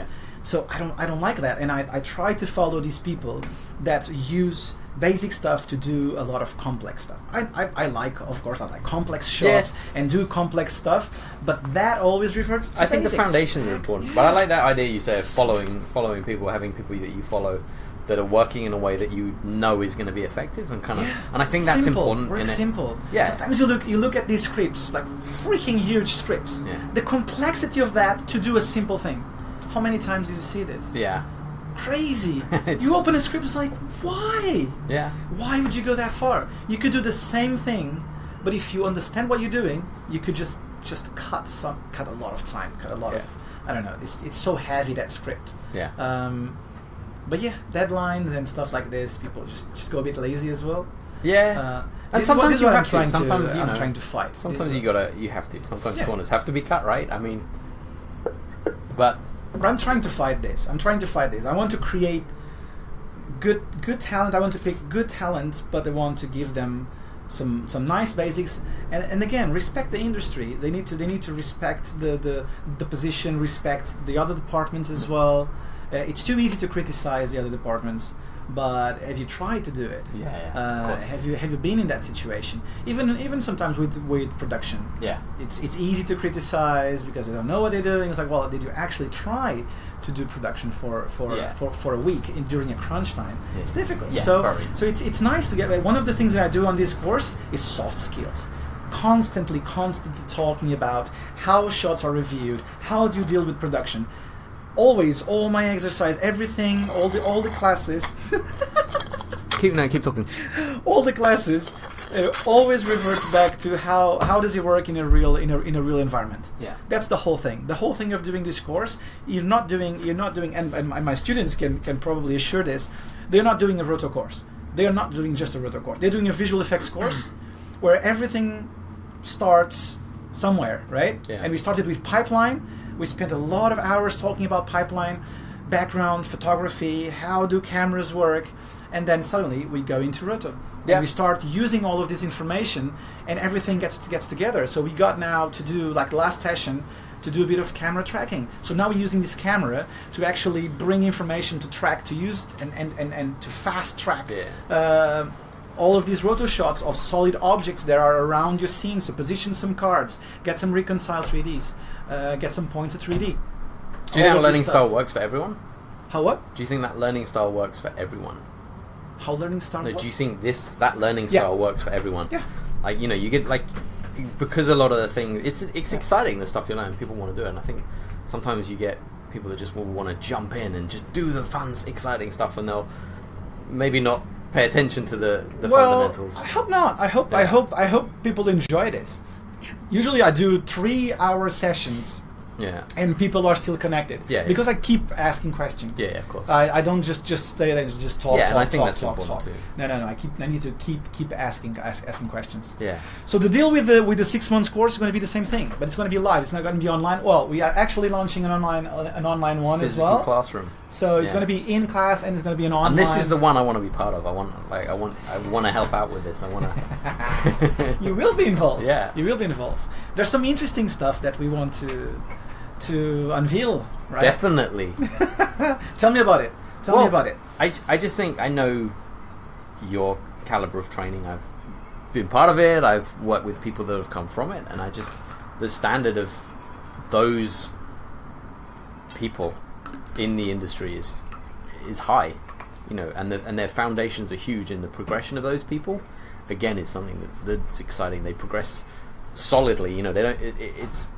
It's a good pace progression, but they've got solid foundations, which, you know, leads to the one important thing in what you do, which is actual finishing skills. It's, you know, a lot of people can come out and they've got a good technical understanding. I put this together and I'll do this, blah, blah, blah, blah, blah, and it looks all great. But then when it gets to actually technically finishing that shot to a high standard, they fall apart and they struggle, or, you know, days and days go by. And I think you see people that have come up with those foundations actually understand right from the beginning how important all that stuff is, the efficiency stuff, all of that's good. So yeah, for me, especially in my new role, and when I was, you know, working as a supervisor as well, like, it's, you want people on the team because you're working to a production deadline and there's costs, and you can't have a team that's made up of everyone that's really experienced. You've got to take on a balance, and on smaller shows you have to take on a lot of junior people, and you want people that have these foundations because they can finish your shots on time, in budget. They can sit there and you know, help problem solve, and they're excited to take on new challenges. They're passionate. So yeah, I'm kind of excited in us, you know, and Dine kind of working with you as well, because I think it's a good opportunity to meet some students that have come out of your course, look at their work, look at their reels, talk to them, you know, and hopefully bring them into the company. And super exciting. People are not aware of this yet. Yeah, it was not announced right. yet, but we are partnering with DNEG, so DNEG will be following closely our course, and we're gonna have like a little program in place. Yeah. So where we're gonna be talking directly with DNEG. We're gonna be looking into the work that we've been doing. I think we're gonna be very interested in your students. You know, once they're on your course, once the course is underway, we'll be linking in with you and speaking to you about who they are, what they've done before, what kind of work they're doing now, looking at the work that's coming out with them along the way. And then at a midpoint through the course, sort of actively get engaged with, you know, setting up a task and looking through those shots, right? And then towards the end of the course, looking at showreels. Yeah, looking at showreels, bit of a showreel clinic. Yep, giving some advice on the showreels and what we're looking for. And then bringing some of the successful showreels, the candidates from the successful showreels, in for sort of interviews for potential internships and stuff. And you're going to be doing a live presentation. So like you're going to be shortlisting some people to come in and do like a live presentation of a shot. Yep. Talk through the work. Yep. Because I think that's important as well. I think very important. You can, you know, a showreel, you can see a certain amount of things. Yeah. But I think to see people talk through the work they've done, and you know that they understand what they're saying, and you can it ask brings them it to another questions level, and right? Yeah. It brings it to a completely different level. That's more representative of what you're hiring for. you want to work with someone that can talk through their shots, communicate what they've done, speak about, you know, problems, maybe what they could improve if they've still got time, and yeah, you want to work with those people. But also for me, like, I've always found it really good when you go and meet people at schools and stuff like that, and they show you their work, and I like to ask them, okay, what are you improving? And I'm like, it's finished. No, like, really? Like, what are you improving? And I think it's good to kind of, it's really good when people can actually look at their work and know that it's not, it could be better. It can always be better, right? And I think it's also really exciting then to give people some feedback and see them evolve their work and improve it and take that stuff into account that you so important, man. Yeah, so because that's exactly what's going to happen on the production floor. Their supervisor is going to be giving them direction that's probably come from the clients or someone else, and they need to be able to turn that around. And I think that's a difficult thing to do when you've been working for a long time on something and you put in your own creative input and your heart and soul into it, and you know, technically got through a load of problems, and you might get asked to do something by your supervisor that's going to break a lot of that stuff or make a lot of extra work. And it's interesting to see the people that are dynamic with that can adapt, that can make those changes efficiently, not hang on to their things too much, and the people that resist that and, you know, delay the shot getting approved. Oh man, I'm so excited. Yeah, I'm so excited. This is gonna be something very interesting. I'm very humbled for this contact and for this idea that Lineag had to kind of officially support this course. Because this is such a small thing, right? So it's this kind of a homegrown company, homegrown training, and it's kind of very special for me to be doing this and to be recognized in such an early stage. So it's really good. But I think it's, you know, we know you've done training anyway, right? When you were at DNEC, and you know we know who you've trained up, and we've seen them, and they're definitely the type of people that, you know, you will get good work out of. And I think an opportunity to be able to speak those... Crazy, man. It's going to be crazy. Yeah, interview those people, speak to them. It's going to be... I want to be huge. Show you if I can bring in screen capture media file. Let me see if I can bring in something that I've done yesterday. That is... Yeah, that's it. Let me show you.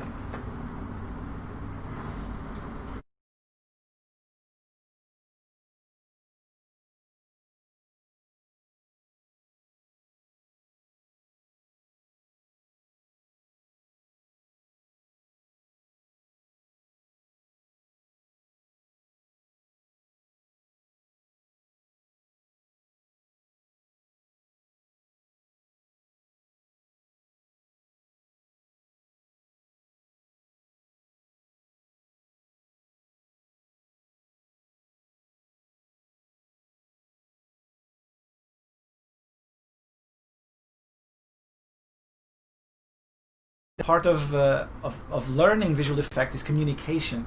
It's so important. And I think that's definitely the area you struggle in. So yeah, it's gonna be good for you to kind of... Oh my god! You can't spend 5 minutes. 5 minutes. No, but it is, right. It is a huge part of it, and it's a bit that, like, you know, it is really difficult, and especially, you know, these days when you're working globally between different facilities or different countries with different people from different walks of life and different countries and backgrounds as well, and you're trying to communicate something you have in your head or a visual idea to people in an efficient and effective way. And so important. Yeah, so important. So this is gonna be the big deal of.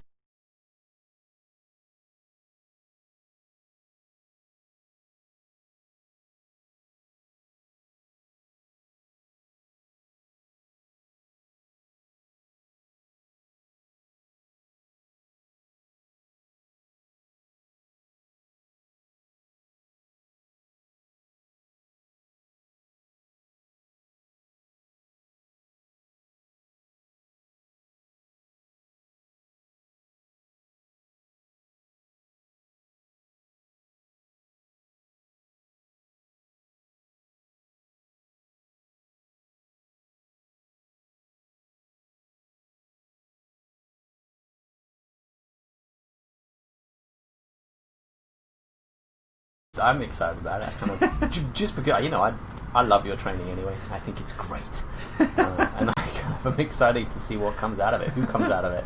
It's gonna be cool. All right, I have some questions for you from my students, and I'd like you to open. So we have some videos. Is that in the questions folder? Yeah. I'm gonna switch this back for you to be able to hear it. Are these video questions? Oh yeah. All right.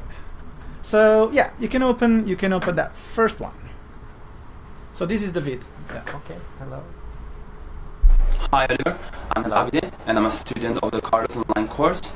So I want to thank both of you and Double Negative for this opportunity. I have a couple of questions for you, and the first one is what you look for when hiring a new entry-level artist. Is it enough a good tutorial, or does it require some kind of experience in a company like DNEG? I ask this since I have no experience in the industry, and I just have passion for VFX, CG, experience in photography, and a bit in video making. And so the second one is... So first question. Yeah. Yeah.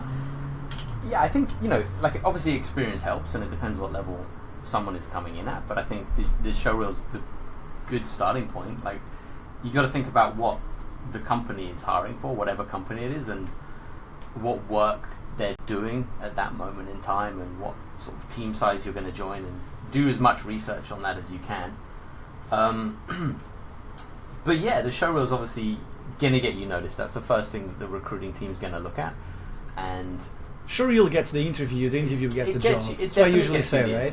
I'd say the showreel and the cover letter. I think the cover letter is as important, because that's an opportunity to also get a bit of your self across, your passion across, you know, that you say you have.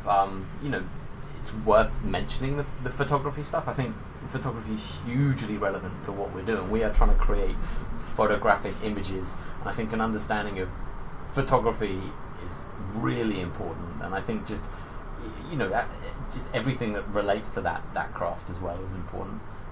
But yeah, the showreel itself is going to be very relevant, and ultimately the company is going to want to see, can you do the type of job with the type of skill that the company is looking for. And so if you're applying for an entry level role, they're going to want to see that you can do roto and prep work, for sure, to a high standard, a production standard. So it's important to put your best work on there, stuff that looks good, especially for roto. It's something that looks like it was complex. Demonstrate good quality, good edge quality, good details, good workflows. Your prep work's important because you're going to want people to jump in and do that too. And I think also showcasing what you can also do beyond that. You're not applying to be a compositor, but I think we want people that are going to come and join our company. They're going to grow. They're going to grow into show potential, right? You want to always show a lot of potential, and not you want to show really nice skills on what you're applying for, and not just that.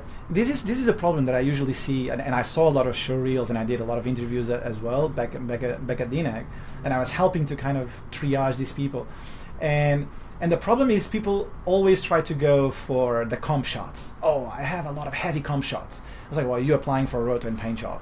Do you know how to roto and paint? I was like, oh yeah, I have a tiny bit here. Well, I don't want to see a tiny bit. I want to see a truckload. Yeah. And I want to see your potential, of course, your potential for compositing, but don't hide it. Yeah. Don't hide what you're applying for. Show clearly that is out of the way, because you know it really well. Yeah, and also then you're showing potential. Also, with your, if you don't have experience in sort of high level feature film work, then know that there are going to be people that are a lot better than you that can already do comp work on targets within budget, and you're joining the company to help with the need that they have at the junior end. But also, we're looking for someone that can become a compositor. We're really invested in that longer term growth and supporting that. So that's what we're looking for. And right. Let's have a look at the second half. In terms of progression in a career, like Double Negative, it's like starting as a roto artist, and after a certain period of time, you apply it to another role like paint or prep, or it comes naturally, doing every time different tasks, more complex tasks, or something like that.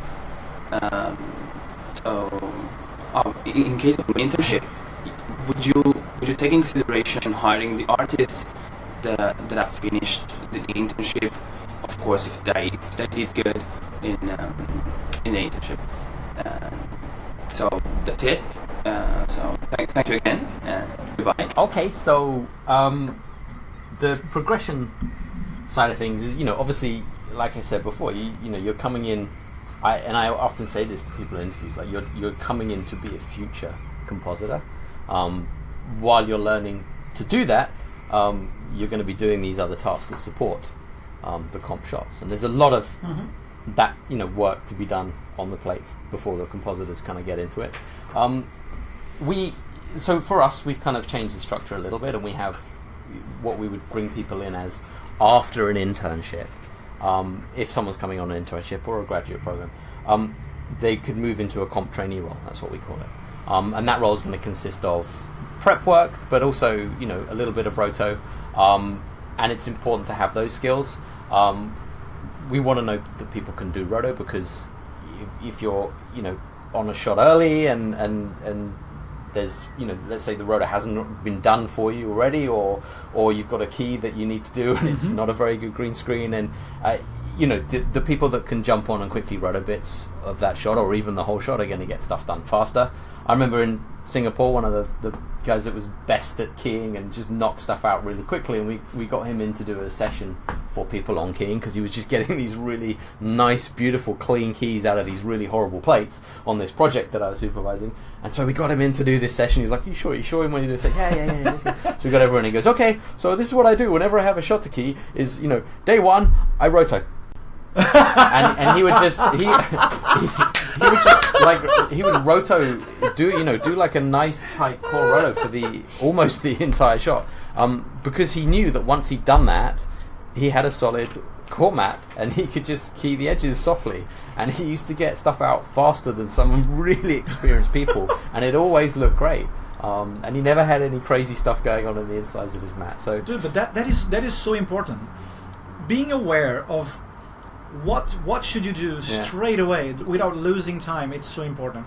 I remember when this is back at DNAG, I was seeing a guy struggling with a track, doing a track like an auto track, and suddenly one of the soups came by and asked him, "What are you trying to do?" It's like, "Oh, I've spent like 3 hours trying to track this. It's being really difficult." And the soup was like, "Can you see the object?" I was like, "Yeah." So why don't you do it manually? Yeah, hand tracking. Hand track it. You're so right. How long will this take you? I was like, 5 minutes. Yeah. So do it. And Roto teaches that skill. And that's you're quite right. That's something that's really underestimated. And you see people go to great lengths to. They've got like the curves and they're moving levels around and they're doing this and they're putting the plane into different color space and all this kind of crazy stuff. And I've seen people spend days trying to do all this crazy stuff just to get a key on a tiny bit of someone's shoulder that's in a weird place or something that's closed. And okay, fine, it might take you half a day to sit down and roto, but it's done. And I think being not afraid of jumping in and just headphones on, head down, and just doing something manually is really important. Because we're trying to be efficient, right? You're trying to be efficient. You're not trying to be fancy. Because probably the effort that you've done, no one cares. Right? Yeah. No one cares if you've done something really intelligent. It just needs or to look if good. you wrote to it. Does it look good? Like, will it pass tech check on time? Yeah, that's and also is it on time and it passes tech check. Yeah, that's the other thing. The things that get hacky often never get past tech check, and then you've got to go in and get that rotor done anyway. And exactly. You get So but then it's a good question. And then hiring people off. After the. So after internship, the comp training, will you give preference to people the great thing about an internship, let's say, or a graduate program, whatever it's kind of called in that context, and there are different regulations based around who we're allowed to bring in for an internship that's set by so it's like a try before you buy, I guess. You work with people, you see people coming in, you see how they interact with supervisors, you see how they take feedback, you see how they learn. Yeah, that's a great place to hire from, and none of it's a guarantee, but it's a good chance for you to get in and show the company that you're doing that at, how you work, how you are as a person. And how you are as a person. Yeah, and they'll see potential in you as, okay, that's someone that we can work with on production. So, yeah, I think it works really well. Cool. All right, next one.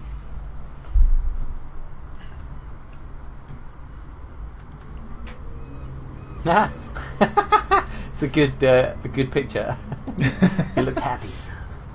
So this is a Mara Portuguese guy from my course as well. He's got a checkerboard behind him. Hello, Oliver. I'm from Portugal. Oh. And So just like case in point, he doesn't sound like you. I can understand this guy. You didn't even listen to I it. can hear. He said my name, and he said he's from Portugal. Masterclass with Carlos Conceição to learn more about Roto and improve my skills in the VFX industry.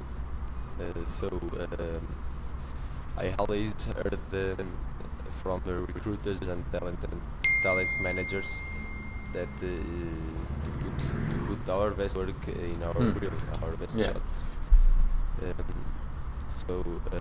What you want to see when you receive a reel from a junior level artist, entry level guy? What are the main aspects to stand out from the others? It's that question for now. So I'll see you later. Bye bye. Bye bye. So what to see on a reel is the question, and it kind of echoes the first question that we spoke about. Yep. But yeah, I mean, as the recruiters have told you, it's definitely your best work first, but also have several show reels. Like, know what you're applying for. I think if you have a role, Yvonne, I'm watching you. Creepy. But I think if you're applying for a role at studio as a roto artist, then make sure there's some good roto on there.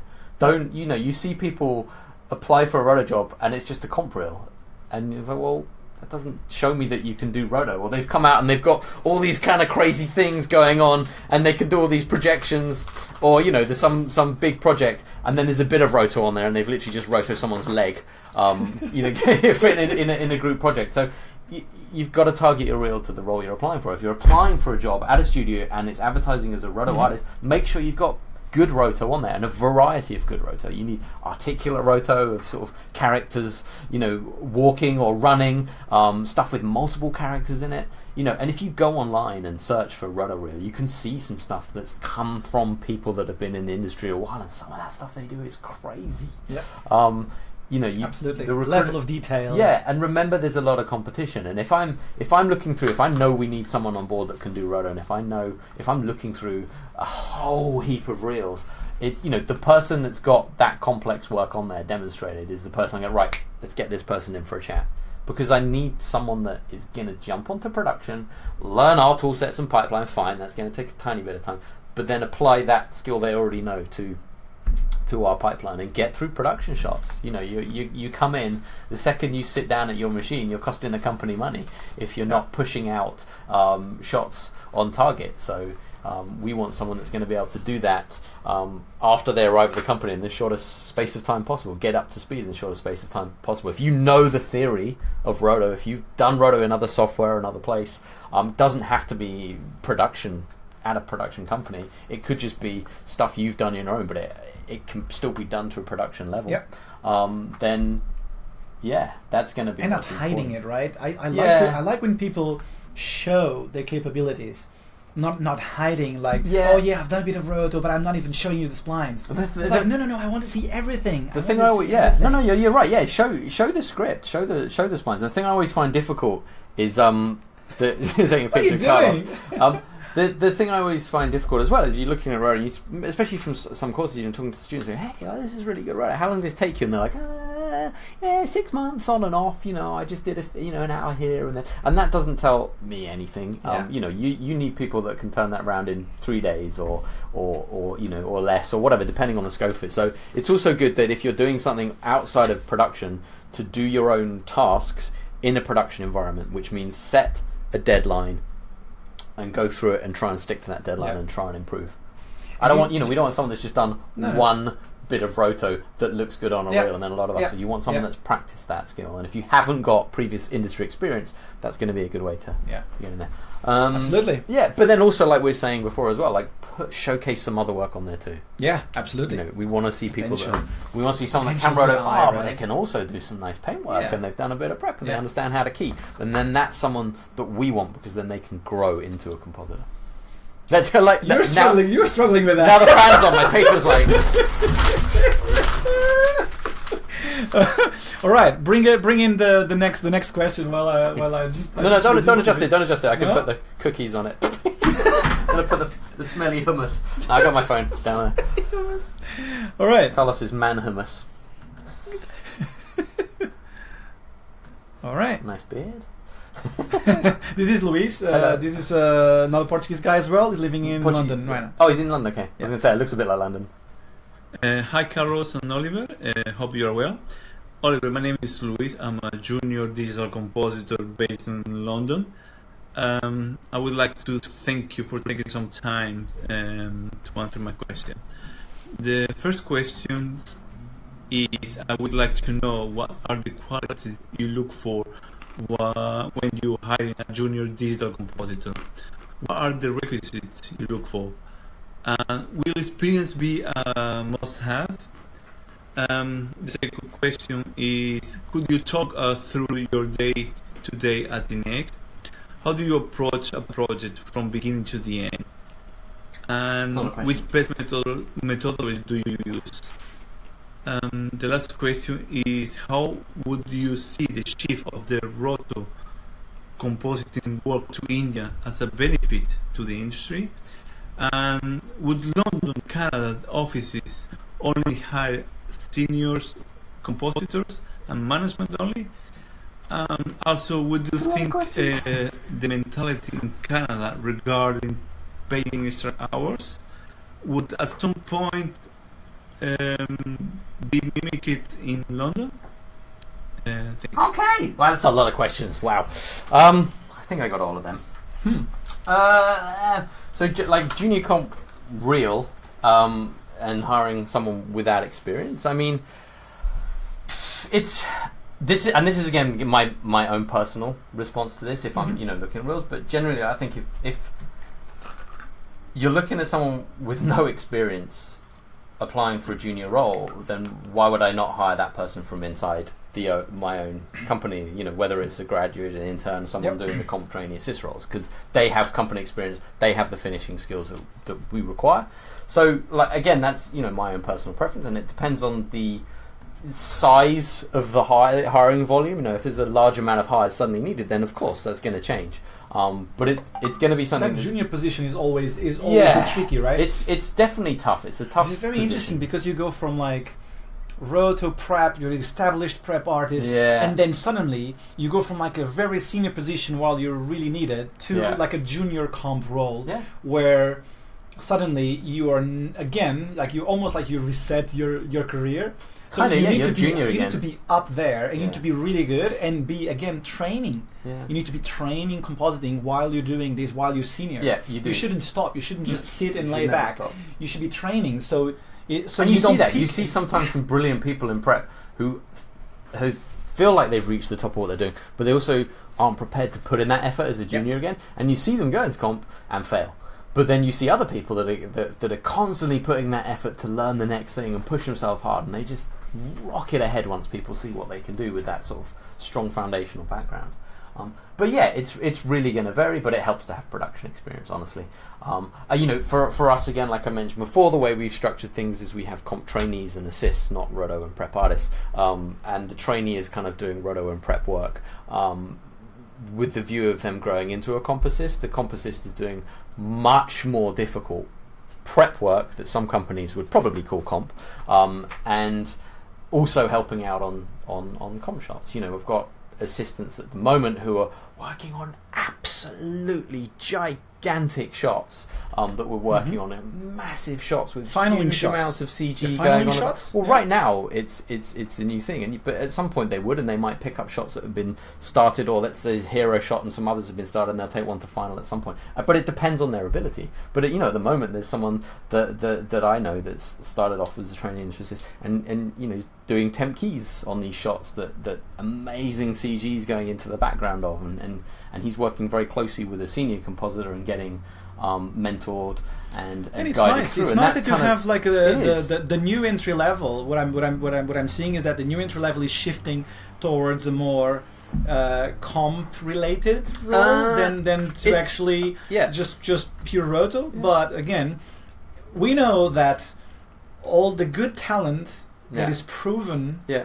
It came from having the nice background. Oh no, these Roto, guys can paint, roto. prep and comp. These guys can roto, but I think the thing that's, and this ties into your question about work done elsewhere and all that, and that's something that's that, Oh yeah, he was asking about that happens about, with every that about happens with every shifting to India, right? Yeah, and that happens every country. Every country, every company, has that workflow as well, and what it means is that you don't have to spend as long as a junior artist doing roto, which is like I spent 2 years doing roto. I'd have loved someone else to be doing that. 4. And I mean, it's down to skill level how fast you move. But yeah, of course you spent 4. No, I spent 4 doing roto and roto and prep. Okay, yeah, and then I did prep, so it was even longer. But like, that's helping. It's definitely helping the progression of people, and it means we can move people towards comp faster. But the flip side of that is we need them to be doing more advanced comp faster. So that's why we have people assisting. And it's almost like the industry's gone this. It's kind of almost gone full circle. Like when I started, there were very few roto prep people in the company, and most people would kind of move into comp work quite quickly and do their own roto prep work. And then suddenly roto prep got huge, and we had to and all that kind of stuff. And now what you see again is smaller teams of really good people, but that are growing into compositors. And then to tie directly, you were saying like work being done, shifting work to India. Well, we have India, we have London, we have Vancouver, and what it means is as a global company, we can be doing work on shots 24 hours. Yeah. And the project I was just supervising had. And it's pretty much all the companies this is happening. Yeah, it right? is. So It's there's not, a lot of outsource. No, it's not unique to us, but an example of where that's been really great from my experiences. The project I was just supervising, we had some shots right at the end of the movie that suddenly there was a bit of a change direction, something much more complicated need to happen, and there was some effects, sort of, blood and stuff like this that was happening, and we wouldn't have had time to turn it round within the deadline to the level that we could if we didn't have a sort of 24-hour global company. And I was able to work on that shot with an intern was there helping with some practical elements, and then a compositor was there and I was doing bits on it, and then India would call us up when they come into work, which would be 10 o'clock in Vancouver time. They're like, hey guys, how's it going? Yeah, do you need us to pick something up? So we get on a call with them and go, okay, yeah, we've managed to do this, but this bit we're still struggling with, and we need someone to get in paint this, and we need someone. So then they would pick the shot up, so we transfer it over, they'd pick the shot up, continue working on it, we'd go home, go to sleep, come in, next morning there's new versions from them, we keep working on that, send it to clients, get feedback. So we're able to work on this shot that should have taken weeks, several weeks, and get it out the door in 4 actual days, because it was just continuously worked by this glable team in absolute collaboration. That was great. It's a new era, right? It's a new way of seeing these. I think we just need to adapt. It's like people. This people is one of the me, things that's really important. Adaptability is. People ask me, so where's the new entry level role? Well, so suddenly you don't need to know roto anymore. Now you do. You do. No, I would never say that you don't. You do. We're just not going to spend as much time teaching it to you. Exactly. But if you know it, it's going to help. I kind of want people to come in and be doing prep work. The better level prep work they can do, the faster we can move them into being an assistant. That's the goal. But until the education at that level delivers people of that production standard, that's not going to happen. So we have to invest a lot of our own time, training people to do that, which is not, it's great, but from a business standpoint, it's a cost. You want those people doing the hardest work possible. But I think it's good. I think it's exciting. It is a new a new sort of direction, a new era, but it's not different from actually anything that any other industry's doing, any other company's doing.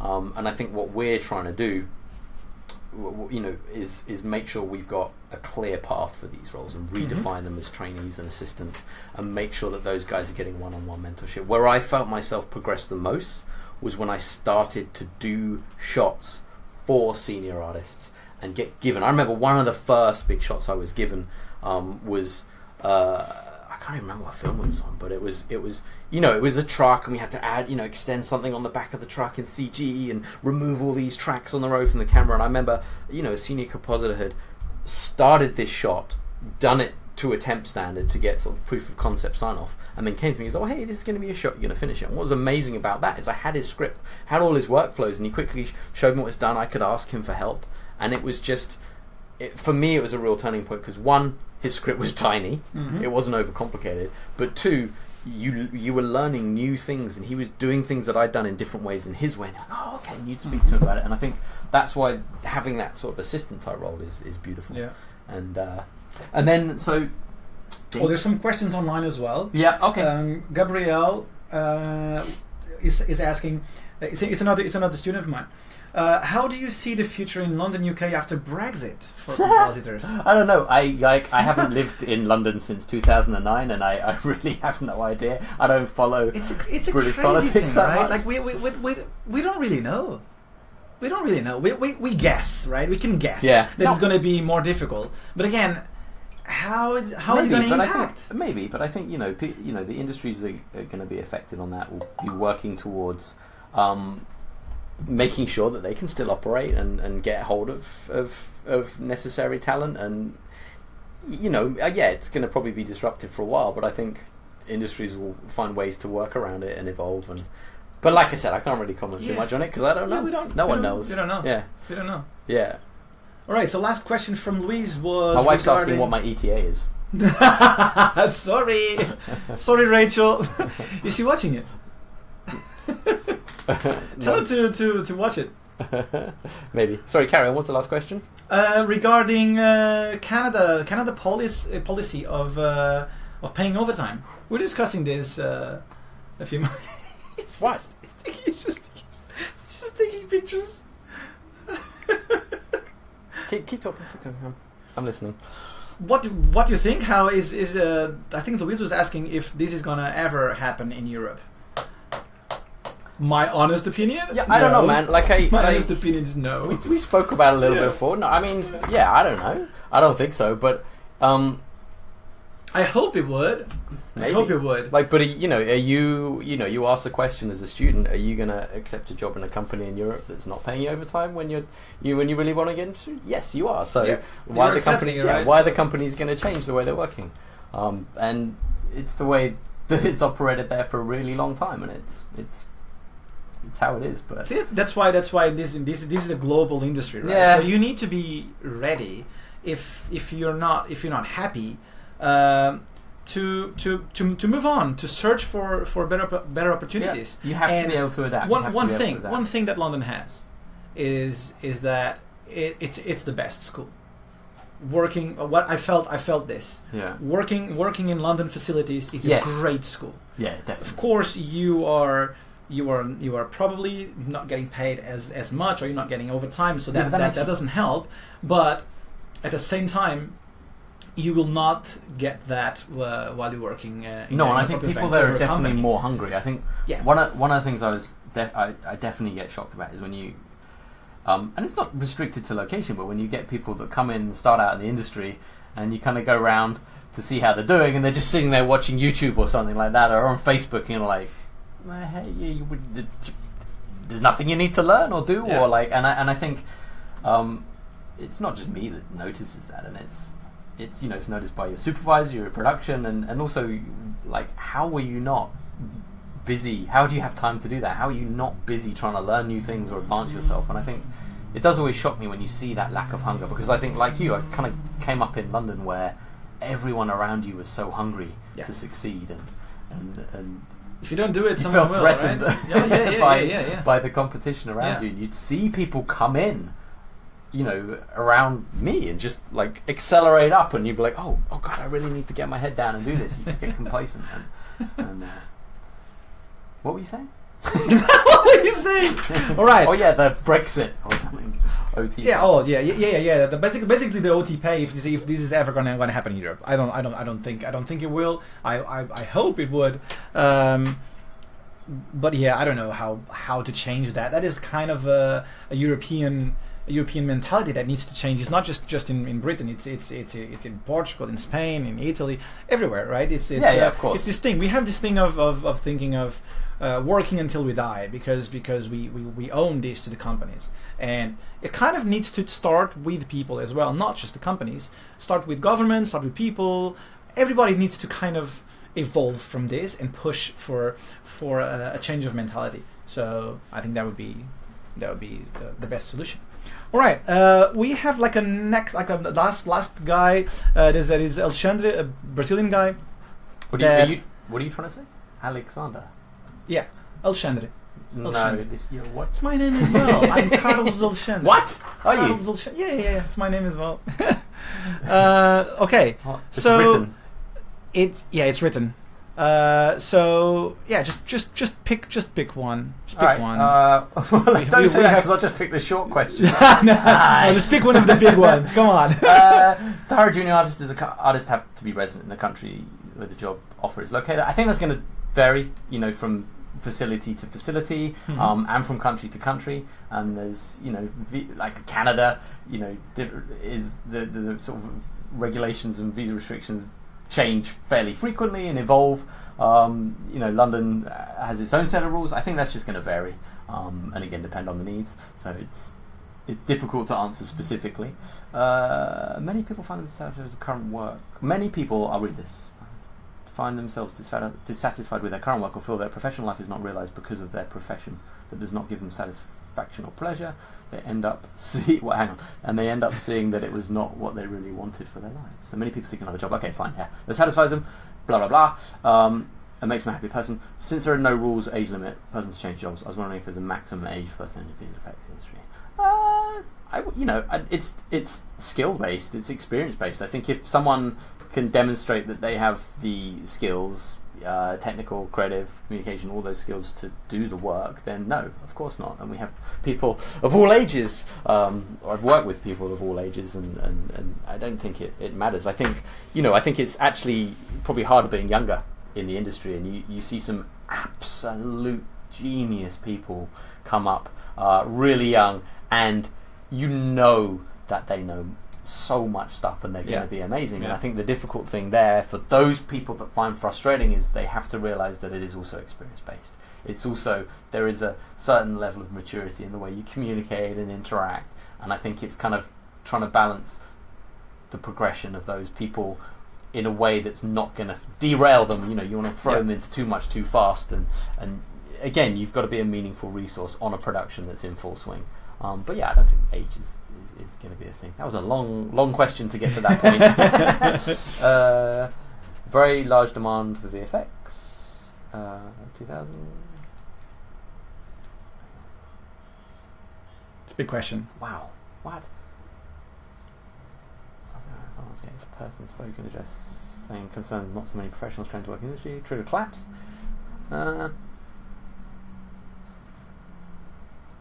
Does not. It's kind of a question regarding the same program that it is. Yeah, the Academy it's is an interesting doing. Question. So I think you guys are gonna be having some new programs as well. Yeah, we've got our own programs, and I think that education within the industry is hugely important. I think it's, like I said before, it's frustrating that a lot of the schools are operating more as businesses and just kind of it's pay to they're creating like this pay to win mentality where you think you throw the cash. And you'll come out and you'll be a compositor, and I think that sort of then creates a mindset where people don't realise that they need to come in with those skills and actually work for it still. But I think I see some amazing people every time we go to a school or you do a talk somewhere. You see some really, really great people with huge amounts of passion and potential that are going to be superstars and succeed in what they're doing. And the volume of work and the size of films. Of course, it's growing, and you've got amazing high quality Netflix shows and stuff like that are coming up. TV shows that have really good effects work in it, and I think that's a great thing. That just is creating more and more work and more jobs. And also, again, is another need. We'll never run out of work. No, but it's also another reason why why companies need to be global and tap into these global markets. Yeah. And work around visa restrictions or whatever. But I don't see cool. Okay, I have some more surprises for you. So open up the folder. Yeah. Let's see. Let me switch again this input. All right, surprise number 7. Let's see if you know this guy. This is a cheeky one. Okay. This is a cheeky one. Why is it? It's a cheeky one. Kunal. I can't hear him. Oh, wait. All right. Hi Carlos. Hi Ollie. Oh yeah.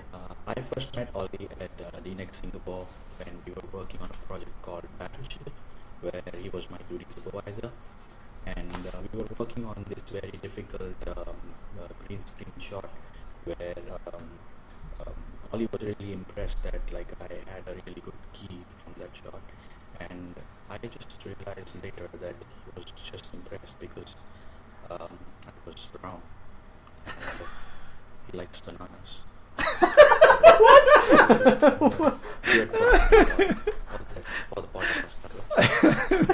It's kind of an inside joke, right? You must I can see you telling this. I can see you like joking and saying it's like, oh yeah, I'm very impressed with this. And suddenly just throw at him something really mean. I can see this happening. I love Kunal. So you met back in doing Battleship. Yeah. Battleship. Yeah. Back in the day. Yeah. That's great. Oh man. All right, last one. But that was a really good example of you kind of what skills and what you're looking for in people, and it was for me working there, and I was working on a project supervising some work, and you get people that come in. And you have people that come and go, yeah, I'm amazing, I can do this, and this, and then you'd have people like Kunal that were very quiet. Humble, and you right? give them shots, and Kunal would be like, giving you Boom. 3 shots every week, and these other guys are like, yeah, amazing, would be like 1 shot still not finished on the project that Kunal would eventually have to finish, and it's kind of like, it's definitely about what you can do, not what you say you can do. Yeah. And I think it's it's just a really good example of you're doing production-based work to a deadline. If you want to succeed and move forwards, then get yourself on a shot, no matter what it is, how big or small it is, and just knock it out of the park. Do a good job, and then you'll get more. You'll get asked back. You'll get bigger challenges. So. Absolutely. Yeah. All right, last one. I'm telling my wife to come here now. Tell her that the buzzer is $11.99. Okay. Okay. What's the address? Almost. Should we go disclose everything? I almost tricked him into it. All right. Oh, do you know this too? No. Okay. Play. Oh, you know what? The audio's weird. You got to switch it. You got to switch the audio. No, I've done. It's done. It's all crackly for me. No. It's just delaying, so we can't speak. Hi, Ollie. Hi, what's up? Yeah, I just want to say thank you for being a really supportive supervisor and believing in me, believing in Elisha, grooming us into what we are now. And I think it's a great idea that they are supporting Carlos with his road to comp thing. I think it's a very beneficial thing for everyone. Yeah, we basically went through the same thing back in DNEC under your guidance, and this is a really good opportunity for new budding artists to realize their dreams. So, yeah. Also, that's good that we have you supporting Carlos in his online course. Yeah. And hopefully it would Be great. encourage more people to join visual effects. And also have a good path to come in. Yeah. Okay. So cute. Bye. Bye. Aww. So yeah, we had a few people sending you some messages, and to basically end Yeah. all of this, So I don't end up getting divorced. yeah, I have something for you that is inside that box. What box? That box. Oh. Okay. What is that? This one. Yeah. Can That's I for open you. it? Yeah. You can bring the box. Yeah. It's heavy. You shouldn't drop the box. Why is it so heavy?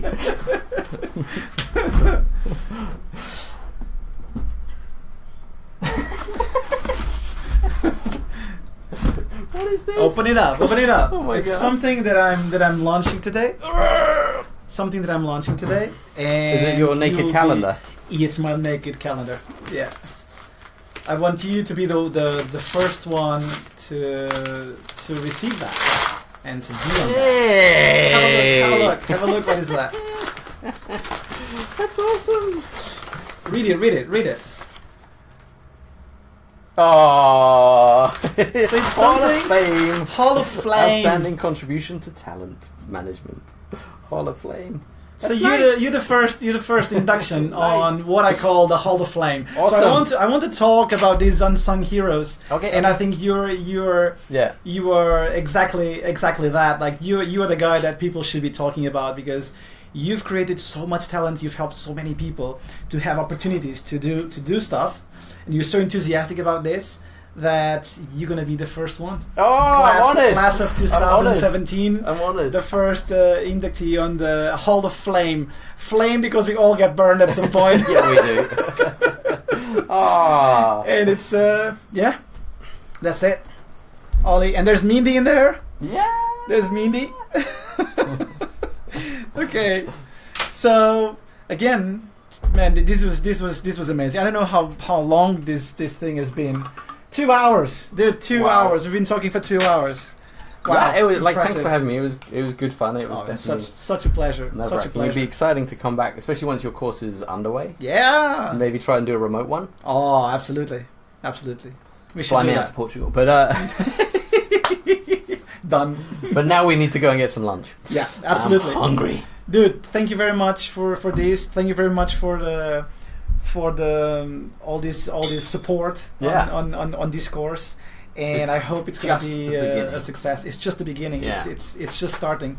If you guys want to sign up for the course, again, go to road2comp.com. You have an opportunity to sign up for the course. Get in touch with Odd School if you'd like to do the presential course in Portugal. If you'd like to do the online course, we're gonna be launching that really soon. And spread the word to anyone that you know might like to do a course on. Absolutely. And you're launching an online course, aren't you? That's the exciting thing as well. Yeah. And I'm carrying with the students that have done now the Roto Masterclass. I'm gonna carry on with these students and do the next masterclasses. They're gonna integrate this online course. So yeah, thank you very much. Next week we have another live podcast with Will Dow.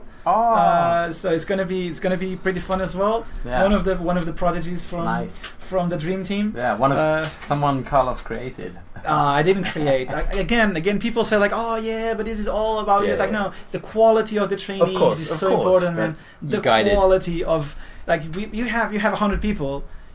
10 of them will be great. Yeah. You know that is a talent and the work these people put that are going to make the difference. Yeah. And thank you very much. Thank you for having me. Thank you very much. Cool. All right, let's eat. Yeah, let's eat. Bye bye. See you guys. Have fun. Leave us some questions if you want to. And yeah, see you next week. Stay tuned for the next podcast. Bye. Bye bye.